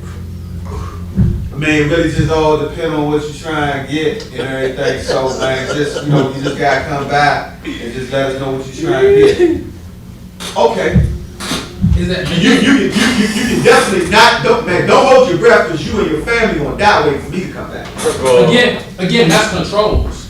First of all, That's not having controls in that business. So first of all, This was the owner. Lil Rodney would have never came to National Christian if me and Tay was weed heads out in front of Rodney's face all the time. No way would he let him. He just making up stuff. He know what we talking about. That example he gave is not the truth. You can run it for years. No, that's bullshit. Oh, Because if you're a good coach, I don't care. You would have never got the. You would have never seen me being a good coach. This is gonna happen with There's some great coaches out there that I know that you know are fucking drunks. Listen, all They drunks. But I want them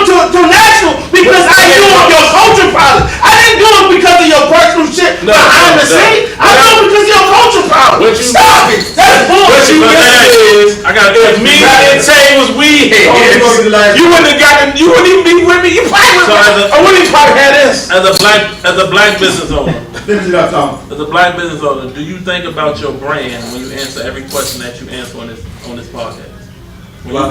When you giving your point of views, whether you being a habitual scenario changer, whether you just speaking for entertainment, do you think about how that affects you and your brand when you speak on this show? I got it. To an extent, no, because he ain't got nobody watching us. Because number one, actually I do. I had 4 women tonight. Hold on, let me answer the question. Can we let him answer the question? Okay, go ahead. I can tell you everyone. Go ahead, don't make no more about me. What's that sign? What's going on? Yeah, what about your show last week? Hey, ladies and gentlemen, thank you. What's the sign? What's going on? I appreciate you. What is birthday? Nice, baby. Go ahead, man. It's playing. We done. Listen, man. Appreciate We y'all. like. Who think the ball going to the championship? He ain't. Real quick. I don't. It's the net. Oh, okay. Can we please? I want to hear somebody say yeah. Nobody I don't think care. the way they talking about Philly, I think Philly might have a chance. Man, we're just about to knock Philly out. Man, next time this show off. We just gonna throw all the 3 centers at that Embiid. He gonna get tired, start getting his attitude like a little girl, sissy that he had. That's another thing we should have talked about. Thank everybody. Sensitive men. Tuning in tonight. Goddamn, sensitive men. Baby up the Scanaway Road, Just Right Barber Lounge, Just Right Here Studio, right down here. James Upset pick. is the owner. Wizards. Over Philadelphia. Or they going to 7. Also, make sure you like and Hey, what's y'all favorite days of the week? Y'all like to have sex on? What's Right here, your favorite days of the week? again. What does that even Everybody matter? tuning in, we out there. Is it a such thing?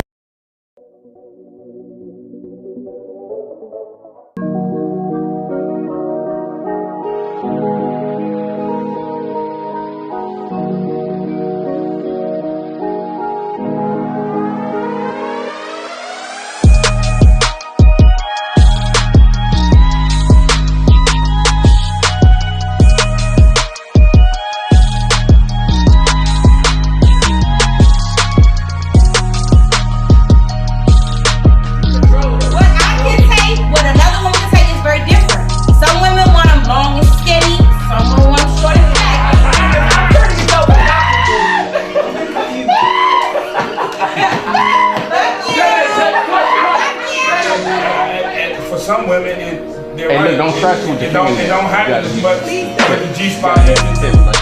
Make sure I did look at the package before to make sure that I was like, okay, I can do that. I can do that. Yes, you know. Ain't no race in the world been through what Black African Americans have been through. But also that came along with the program, came along with this and the fear. The least amount of power. Yeah, the least amount of power. You gonna take that.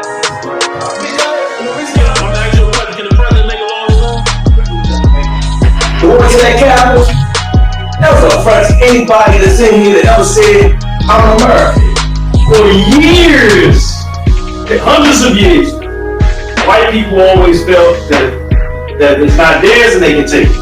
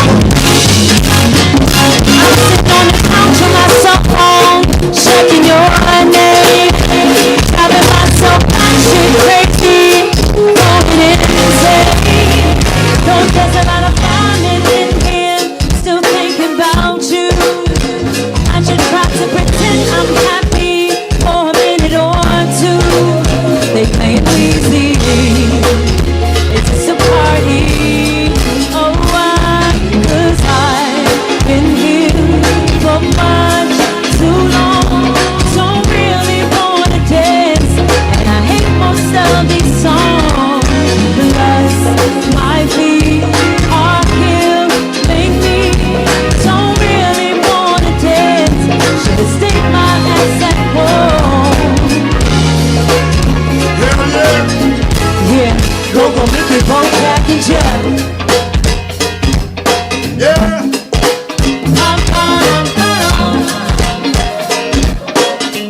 All right. My man Cowboy is in the building, y'all. Yeah. Hey, hey, yeah. Right there, girl. Miss K, how you feel, ma?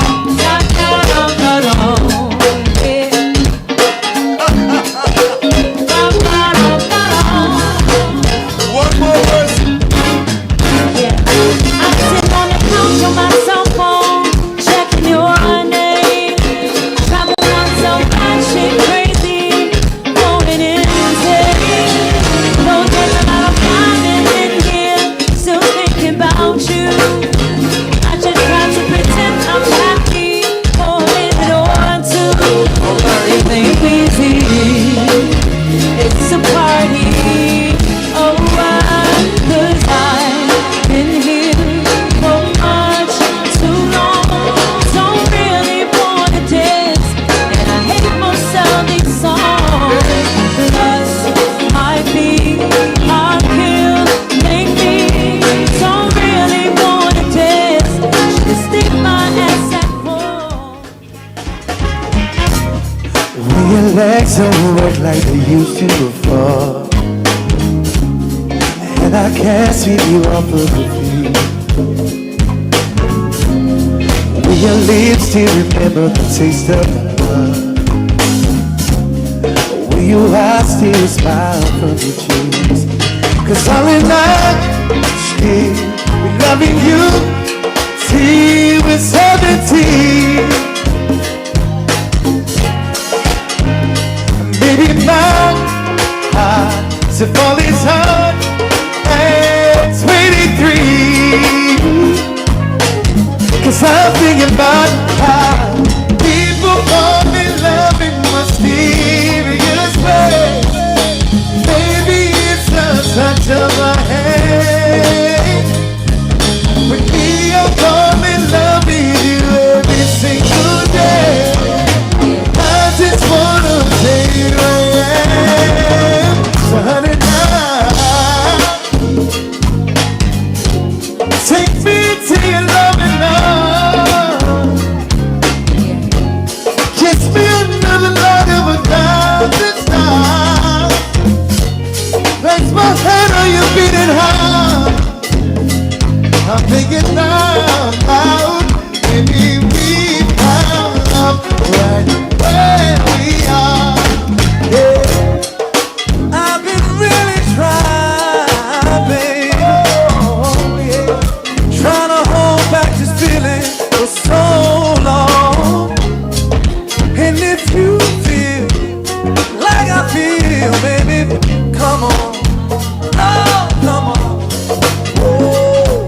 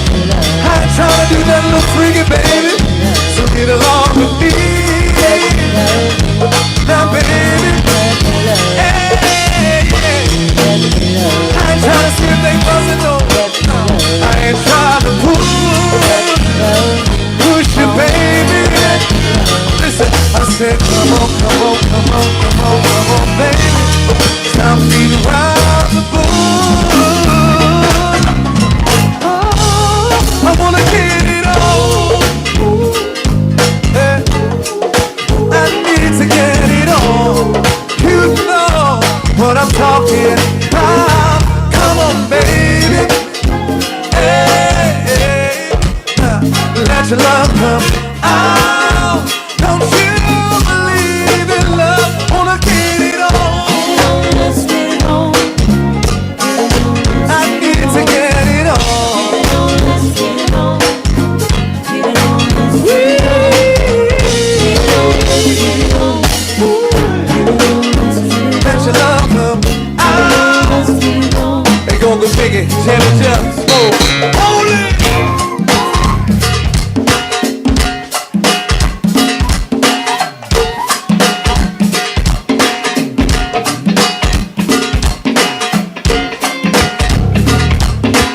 Never heard a party like this in a long time. Party with your Angie,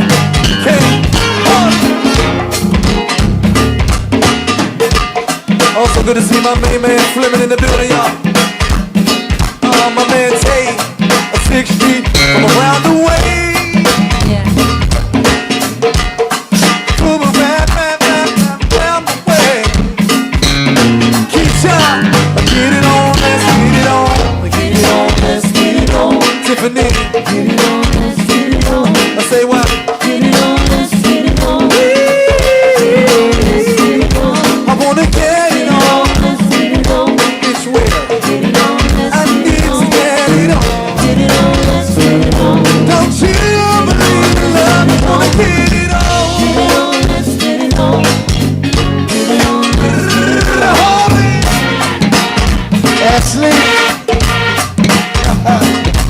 Yeah. Shit, goddamn, motherfucker. Hey, honey.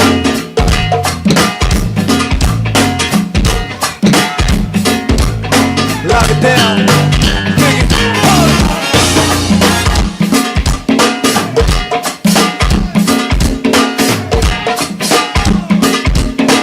Never heard a party like this in a long time. Somebody gotta get Jam and Jeff a solo real soon, y'all.